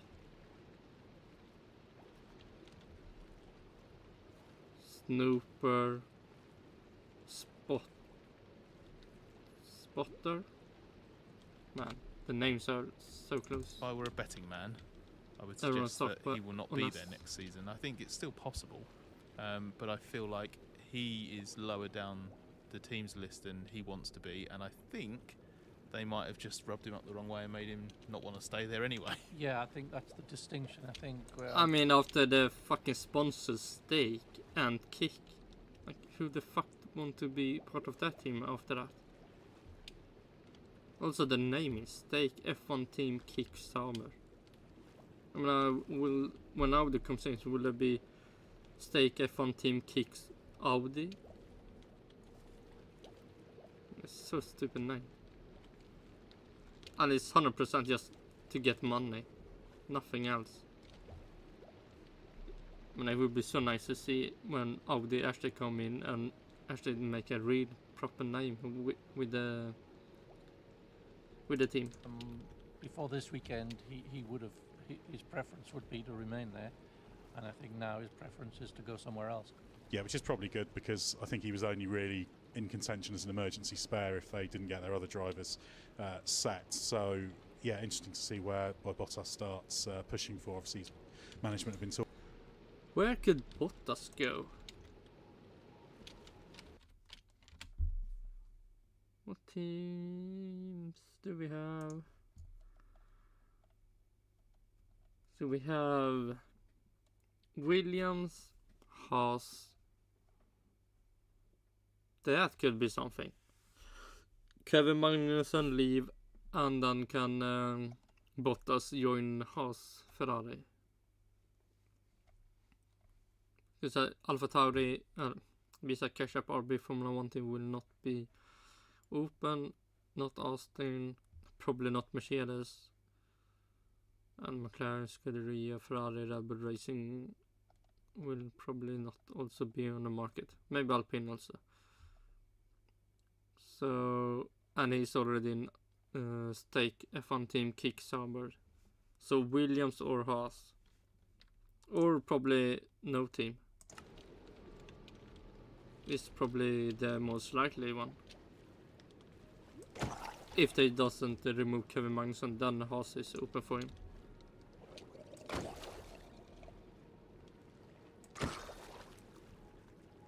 We see Williams.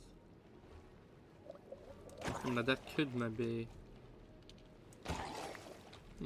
Talking to plenty of people, so he'll be a contender for some drives lower down the grid, I'd have thought.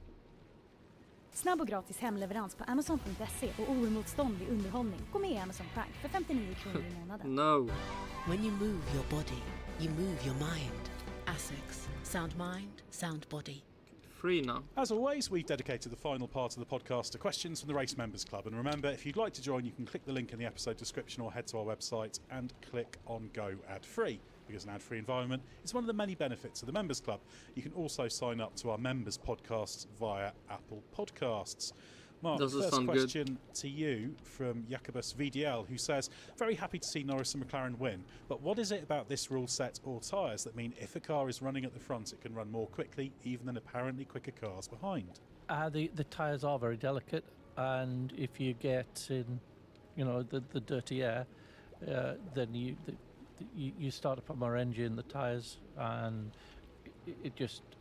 the thing spirals, and so you have a natural difference between cars' performance. Say if it's 0.2, you can easily have a difference in tyre performance once you've done a few laps with one car in clear air and the other car in turbulent air of 2 or 3 times that. So yeah, you can have a situation where an ostensibly slower car is going faster than an ostensibly faster car just through track position, and it builds. That's the point. That tyre offset will build. Yeah, very much a virtuous circle. One of the strengths of Max Verstappen, always delivering and pretty much always being at the front. Yeah, not this time. One more fish for the collection and the block. Fuck is the name? Block something. God damn it. Blockfish. It's really just blockfish. God damn it. Puts them in an even stronger position. Scott, a question from Freddie Purple C, who says, and how much cyan. of Lando's excellent win was down to events and how much can be attributed to the extensive McLaren updates? There was obviously weirdness in the Miami track, but can we expect more of this from them? It's a good...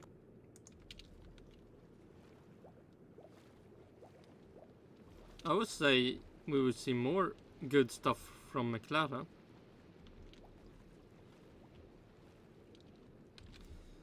But är det any Las Vegas could be that kind of race. Las Vegas. And Singapore can maybe do something against Red Bull again, who knows?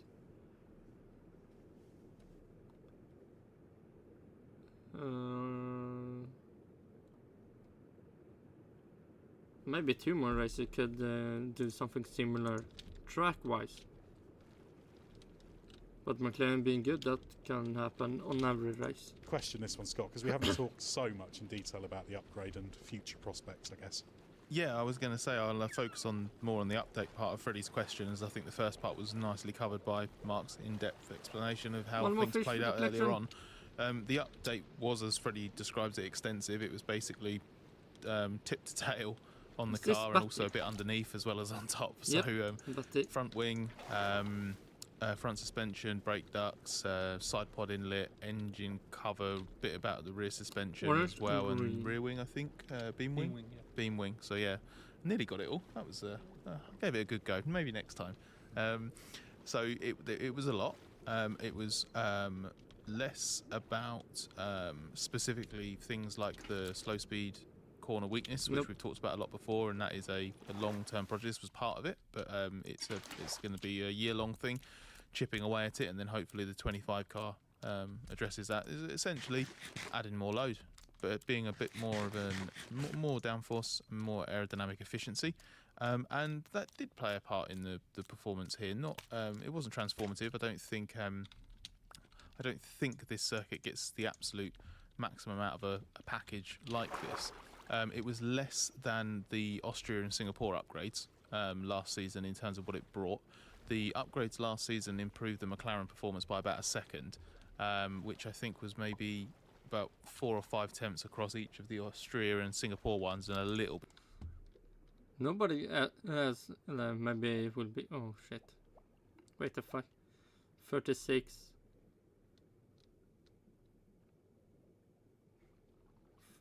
Oh my god, 20 minutes of question. I wonder if someone in this 20 minutes, someone asked, will Mercedes also be this equally good as the Miami? Will every race be this good for them? And the answer is yes. Bit from the Baku one at the very start of the year. This was less in probably the worst one will be Brazil again. Isolation than something like Austria, but you're still looking at a good gain. Where it played out here is that the extra load being produced by things like the floor, rather than bigger wings, meant that McLaren was able to go with its lower drag rear wing for the long straights that we have in Miami, without sacrificing too much low speed corner performance, which dominates a big part of the rest of the track, and obviously the sweeps in the first sector as well. So still had good downforce, more downforce than they'd have had before in a lower drag spec. So this was a better performing car for this circuit than the predecessor would have been, and that is why Lando had a tangible performance advantage over Oscar, who had what Zach Brown called the upgrade light version. Yeah, and Mercedes had also upgrades for this race. So should I also be good? Of the car. Next up is a question I'll take from Ed R Gaming, who says, why didn't Hamilton get a penalty in the sprint race? Even if the Aston Martin's crashing was going to happen anyway, he still seemed to dive bomb in and only make the corner due to Alonso bumping him round. Yeah, it was certainly a misjudgment at the first corner. So obviously if you come steaming up the inside, you've got to turn pretty tightly, and he couldn't. It was a slightly less extreme version of the Perez Grand Prix start, but with bigger consequences. Now, New fish for the collection. certainly the level of Black that and misjudgment could put you in contention for a penalty. There were basically two reasons why the stewards didn't. The main one was they considered the whole melee as one incident. So actually, if you look at the sequence of events, Alonso and Stroll have a bit of an initial collision. Now, Alonso, with some justification, said that was partly because he was trying to hold it a bit wider because he could see Hamilton coming. So you can argue Hamilton influenced that. And then, of course, Stroll had contact with Norris, and obviously Hamilton arrived on the scene. There was contact with Alonso. So that sort of melee happened. And the stewards always have to deem whether someone is wholly or predominantly to blame. So their argument was, well, there was this Aston Martin collision happening, and there were 4 cars involved, and therefore the sequence of events meant they didn't attribute it wholly or predominantly to Hamilton, rightly or wrongly. The Lewis Hamilton crashing in maybe led to Stroll getting away for Norris. So at least Alonso and Hamilton should get a penalty. That was their view of it. They also noted in their verdict that greater latitude is given to drivers for incidents on lap 1 first corner. So those were the 2 factors, but it was the fact they conceived of that whole incident as one thing and couldn't find him wholly or predominantly to blame. It was certainly... There we have the nationality biased. Let's just give the penalty for the Spanish driver. A misjudgment, not great from Hamilton, but that's why there was no action taken on that one. Next up, question for you, Mark, from Just Another Dutchie. In qualifying, only 3 drivers had a slower Q3 time than their best Q2 time. What happened in Q3 to make it difficult for Hamilton, Russell and Tsunoda to improve, where others were still able to improve by several tenths of a second? Do track conditions change that dramatically in a few minutes? They have done this weekend around here, and the tyres seem to be, the soft tyre in particular, seem to be extremely sensitive to the preparation lap, and just small differences could get it right out of the window. Then you weren't going to get it into the window. Basically, you'd have to drive it extremely slow out lap, or your rear tyres would be overheating.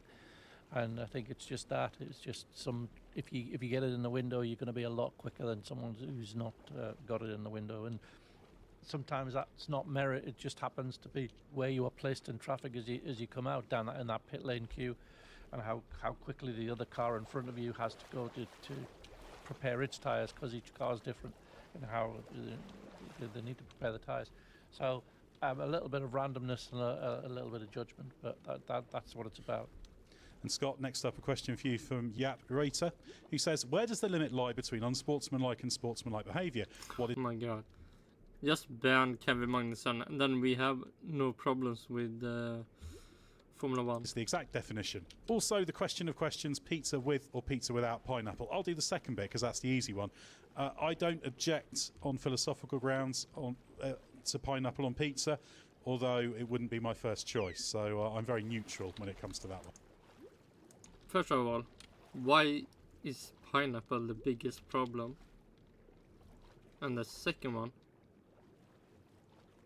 is only the pineapple the problem, or can you have fucking an orange on the pizza, an apple?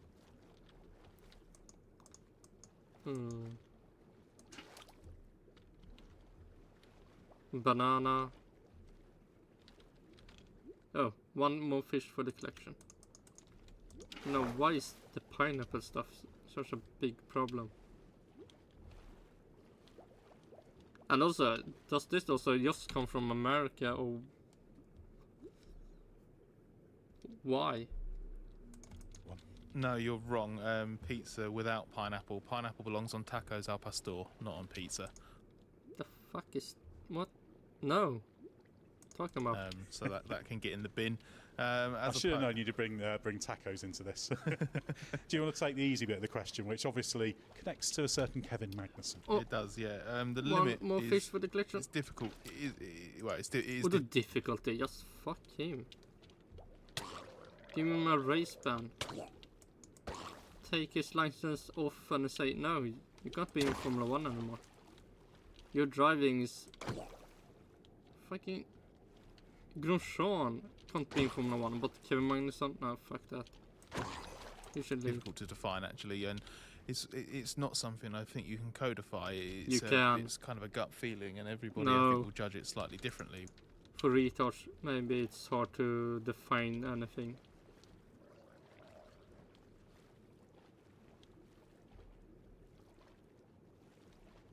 Oh, one more fish for the collection.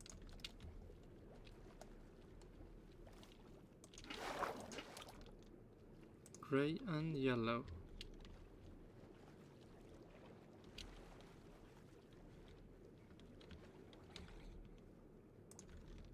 Nope, wrong. This one.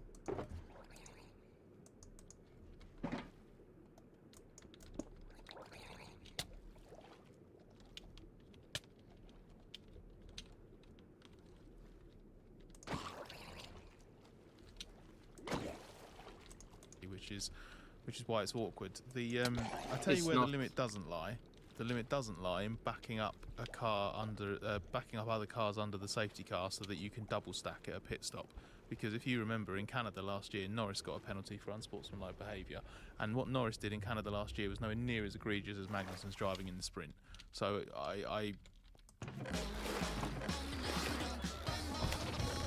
So he should have a race ban. And also, go away. No need to get sponsored by this bad drink.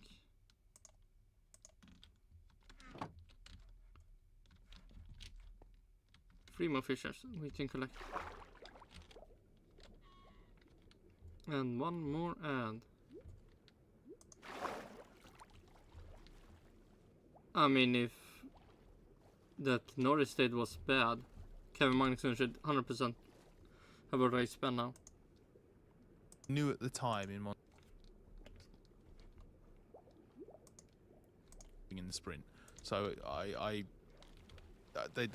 knew at the time in Montreal that by invoking that wording to be able to penalise Norris, which I didn't have a problem with them doing in principle in terms of wanting to penalise that was fine, but that was the way they chose to do it, and I knew when they did that would come back to bite them, because there'd be an actual moment of unsportsmanlike behaviour that would then be basically compared to that, and it's completely different. Well, now you mention that, actually I remember speaking to Andrea Stella after the race in Canada, and he was really unhappy with that, the whole thing. So that connects to obviously him feeling quite strongly that something should have been done about what Magnussen did. So that all ties together now. You bring that bit up. Yeah, exactly. And he did say, you know, he basically said, "Forgive me if I'm upset, but this matters because of what happened to Lando last year." And I do think what Magnussen... Yeah, and Kevin Magnussen should maybe be race ban rest of the season. Wouldn't that be amazing? And then Oliver Berman can hop in the Haas this year. Did in the sprint cross the line. It's just difficult because unsporting, in the steward's decision, they said that the bar for that has to be really, really high. So they consider that to be a very, very serious offence. And it's tricky. No, I don't think what Magnussen did was right, and I think he's right to be penalised for it. Race ban. Whether it matters, whether you throw around a term like unsporting, I don't really know. What I would like to see is what Stella called for, and the stewards have effectively agreed with, even though they were saying it independently of Stella, is that the penalty system needs to be reviewed so that if there are circumstances whereby there are repeat offences like this, the penalty gets larger, because there needs to be a really big race ban. Can we just give Magnussen that? Do one more thing bad and you race ban for life. More or less, because after, if he's still not in Formula 1 for next season, then it will more or less be a race ban for the rest of his life, because he doesn't do anything good to keep the seat. There needs to be a really big deterrent from doing this, because basically one of the reasons Magnussen did this is because he knew he would just get the same penalty over and over again, and it wouldn't make a difference because his race was already ruined. And the rules the rules shouldn't allow or encourage or incentivize that kind of True. driving, whether you Race consider ban. it unsporting or not. Yeah, I think ultimately you can argue it's perfectly sporting to play according to the way the rules are laid out, and if there's set penalties for things that you're going to get, then you can trade those penalties off against gains, and that's the problem I always have, which is why it comes from the problem of having a really set approach to how you apply penalties, because then you can always find circumstances where you can trade those off. So yeah, they need to tighten up a bit more. Question I'll take now from Don Anderson, who says another F1 race with a crash, referring to Logan Sargent and Kevin Magnussen, caused by the unprotected forward surface of the rear tyre. IndyCar fixed this. When is F1 going to fix their most dangerous condition? Well, yeah, obviously that was because the front left of Magnussen sort of hooked inside the rear right of Sargent. And Magnussen, of course, got a penalty for that. His 378 penalty of the weekend, or something like that. I didn't count precisely. Now, as it stands, the FIA isn't really intending to tackle that. I think there's a philosophical question there, because there's a desire to keep it as an open wheeler, because there comes a point where you enclose things too much. You could just have a closed body sports car type thing. Now obviously IndyCar, for example, Formula E have got a sort of halfway house on that, so it's worthy of considering, and it's worth them looking into it. But yeah, in terms of when they're going to fix it, there's nothing I've heard on the horizon that they feel that is a particularly problematic thing. Yeah, occasionally that sort of thing happens, but it's not considered a sort of safety critical thing to improve. Perhaps it's something we can ask the FIA about, but obviously when it comes to tackling things on safety grounds, they tend to have historic data, so they can say, look, is this a really, really dangerous thing, or is it just a thing that creates the odd... I mean, the Halos seems like they have saved a lot of lives.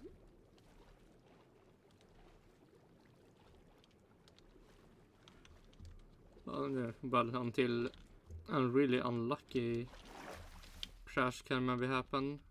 But for now it doesn't look like it will. The odd collision, obviously the big question with exposed wheels is launches. Normally that's the big concern. So yeah, we can maybe ask Nicholas Tombassis about whether there's any interest in that, and if not, what the reason is. But certainly, yeah, there's no work going on to change this or to fix that. Okay, quiet. 1, 2, 3, 4, 5, 6, 7, 8, 10, 11, 12, 13, 14.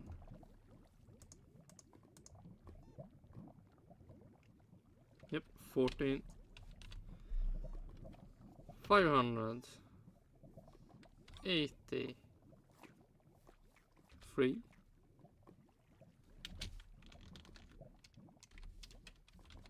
14. 160 plus 10, 80 plus 3, 83.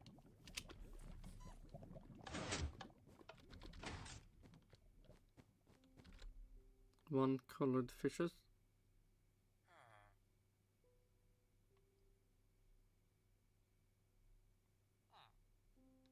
Nope.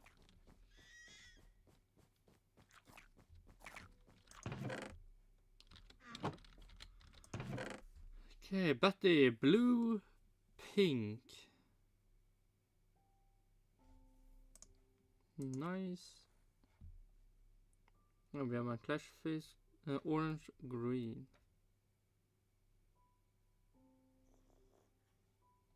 Nice.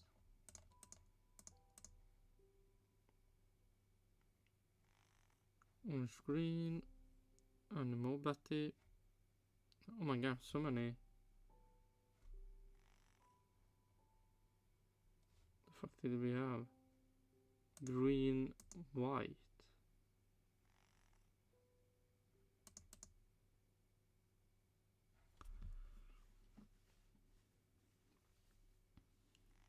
Nope. Clayfish. Blockfish, flopper, one more flopper. Oh, one more clayfish.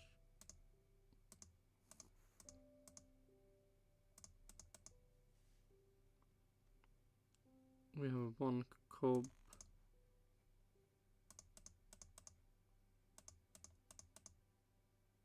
Sunstreak. Sunstreak, Sunstreak.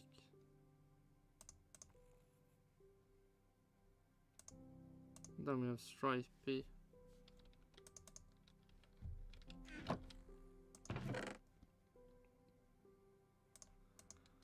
Purple Cyan.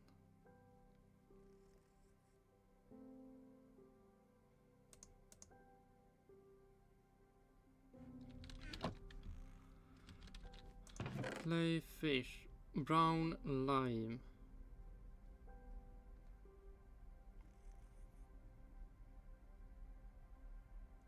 God damn it. -1. Pink, white.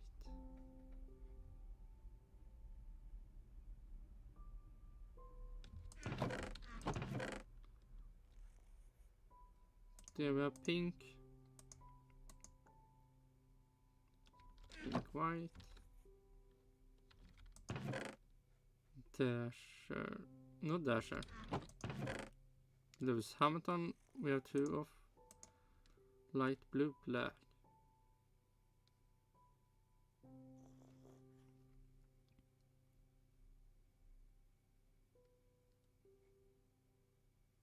Light blue, black.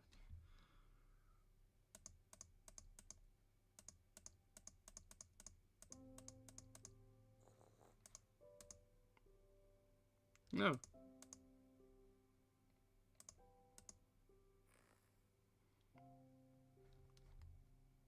Then we want... This was flopper. There, black, red.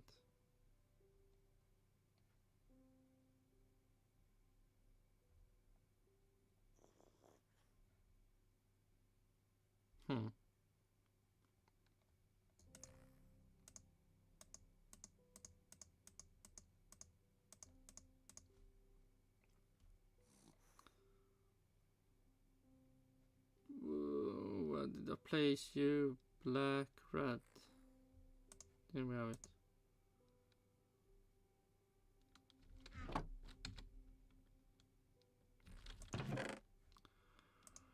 Gray, brown.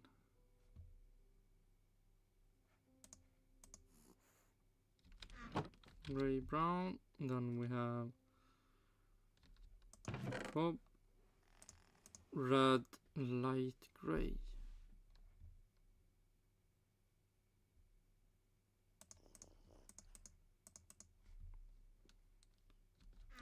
Stripey. Gray, yellow.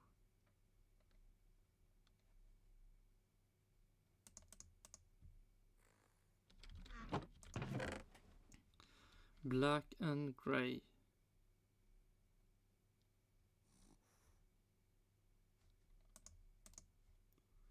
Magenta, red.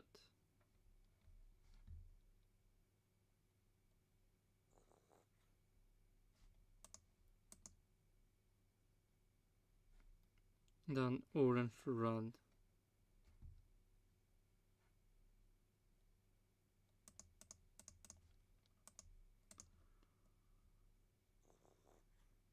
Oh, -2.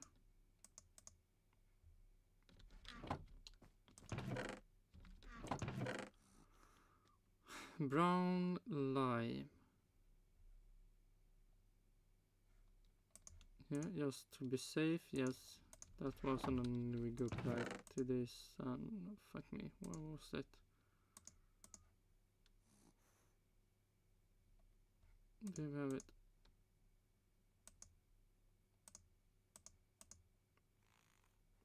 Yeah. -2. 581 -2.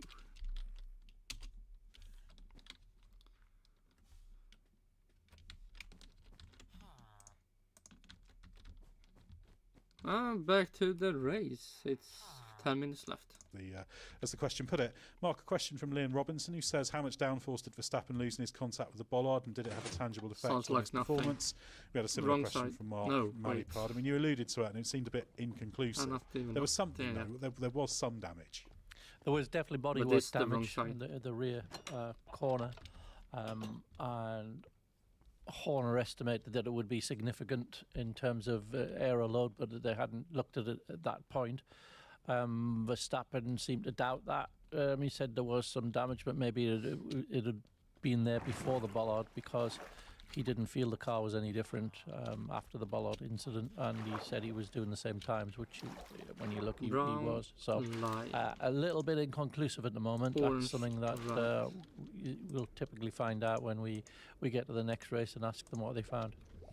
Scott, next up, a few Ricciardo questions. Lachlan Cowan says, was there any truth to Ricciardo's reasoning for his significant drop-off in the second quali session? Yes. It seemed that Yuki did a better job on the tyres. Reece Clark asked a similar question, and also on Ricciardo's sprint, William Jenner asked, how was Ricciardo able to keep Sainz behind for so long, given the pace advantage the Ferrari has over the RB?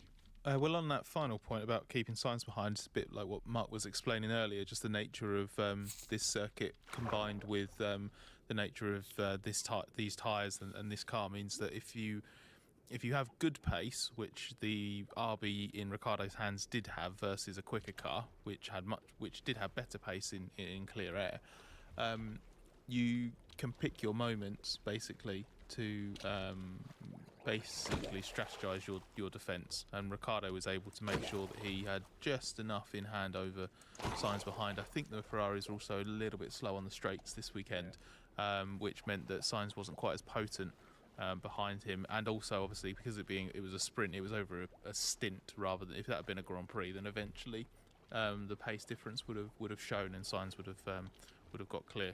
Yeah, essentially you need typically around a second a lap to be able to overtake. So if your car is faster but less than a second faster, it's not going to get past. And as for the other parts of it, I think, like I said earlier, like Ricciardo doesn't know what caused him to struggle so much in qualifying. I think there's every chance that Tsunoda did just prep the tyres better.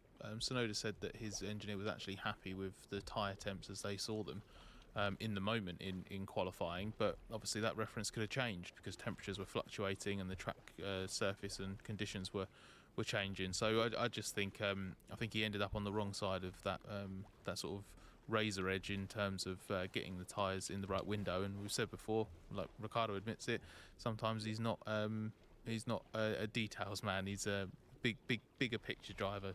Drives with broad brush strokes to butcher a little bit of analogy. So I just think Tsunoda did the better job, just in the same way that Ricciardo did the better job the day before.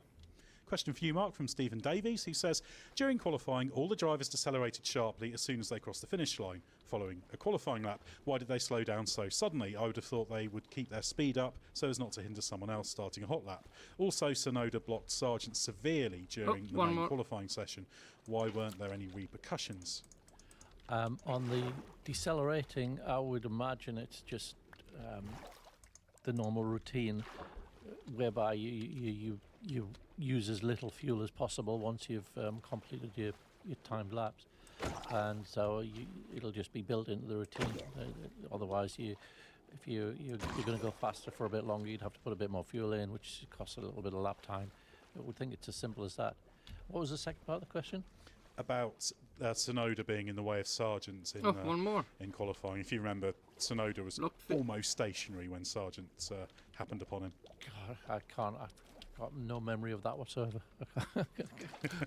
I mean, it did seem to be impeding, but it's just all balled up in the usual problem, isn't it, of the backing up and the speed differentials are crazy at a lot of circuits, particularly these types. Yes. It's all tied up as well in the what we talked about earlier, in how gentle you have to be on the prep laps. So it's even more extreme in terms of how slow you have to go in preparing the soft tyre here. And when you've got blind bends and things like that, the speed differences can be pretty terrifying. But that's what the race engineers got to be on top of. So yeah, just one of those things. Yeah, they evidently decided Tsunoda wasn't enough in the way. Probably a little bit lucky to get away with that one, but yeah, perhaps the circumstances played a part in that. Scott, a question from Aidan Millward for you, who says, how is it that the FIA consider Lewis Hamilton wearing a T-shirt on human rights worthy of being political and being banned, yet allowed Donald Trump to make full-blown speeches? The hypocrisy is mind-blowing. Does this just sum up the FIA not being fit for purpose? Right. The drivers doing something is different than someone being there doing something. Come on now, fucking retard. Now, nice easy question for you there. I'll answer it if it's the last time we ever talk about Donald Trump on one of these podcasts. How about that? Oh my god. Soy boy. The fuck is wrong with you? I think that's something we'll all very much strive to live up to. Why? Yeah, fair enough. I think it's because, ultimately, like it's different rules for different situations. The Hamilton stuff relates to what drivers can wear and what messages they can spread. It's the same for teams. You can't put that kind of like slogan on your car or whatever. This was a unique situation in which there was Trump wanted to be here. There was initially talk of one of his mates doing like a fundraiser at this event and then charging a load of people to be in the paddock club to support it, but the organisers killed that dead. And basically he wanted to be here. F1 were happy to facilitate it.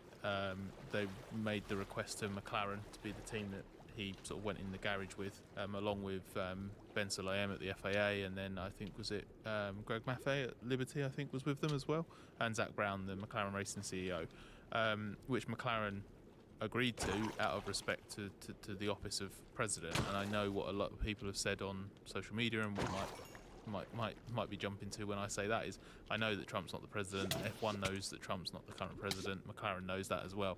But the office of POTUS is sort of something that is like you're always a president. The honorific title is carried over in future. Yeah. You're always a president. You're just not the president anymore. Although obviously he is trying That's again. Retarded. So yeah, it's I'll be honest. But it's wasn't comfortable America's with it. okay. Didn't really like it, but we have politicians and dignitaries turn up at races quite a lot, so I guess you can't. I guess ultimately you can't really ban someone from turning up or whatever.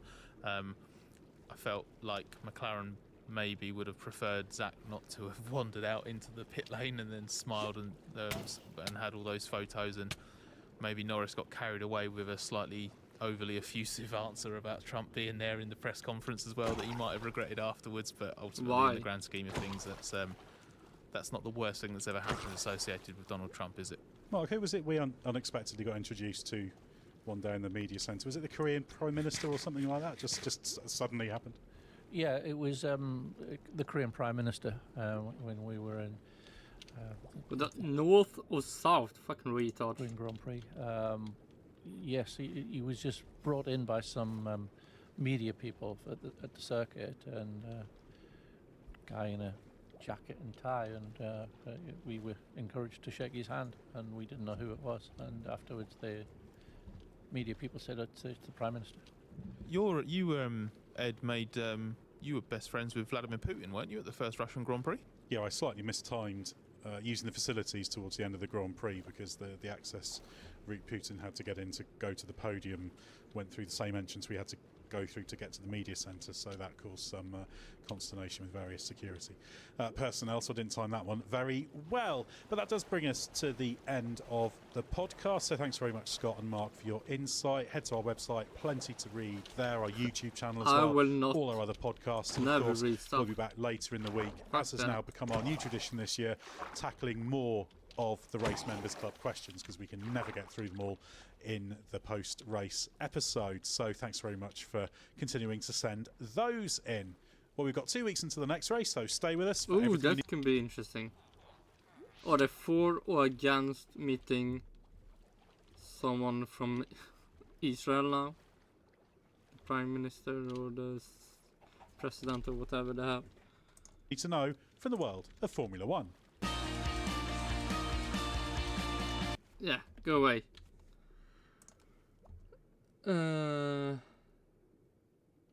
Let's see. Do I have anything I'll say I want to.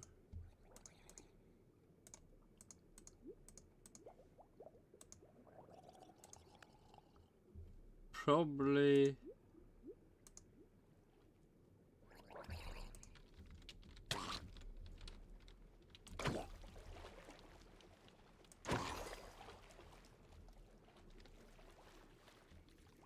Nah. We finish this lap and then we're done.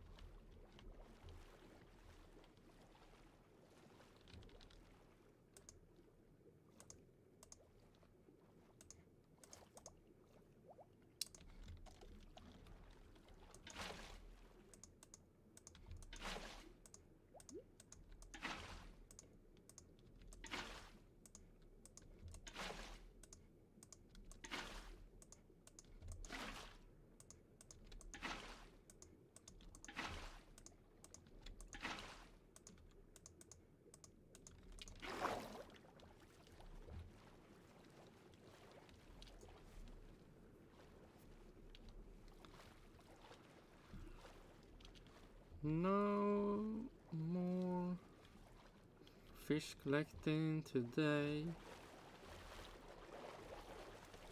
We might be later today. If we're telling the actual truth.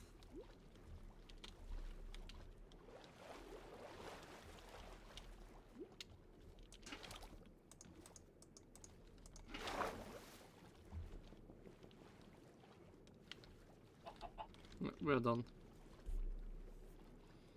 So we started with 549, I believe. 549. Now we're up 581.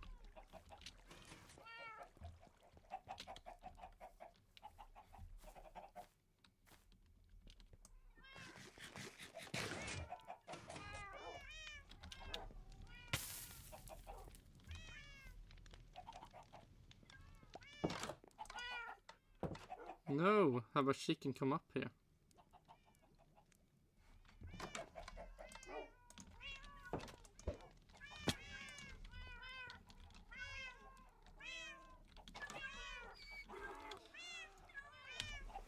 So yeah, more fish collection tomorrow, more horse run, and I don't know how much Formula 1 it will be, but something will probably happen.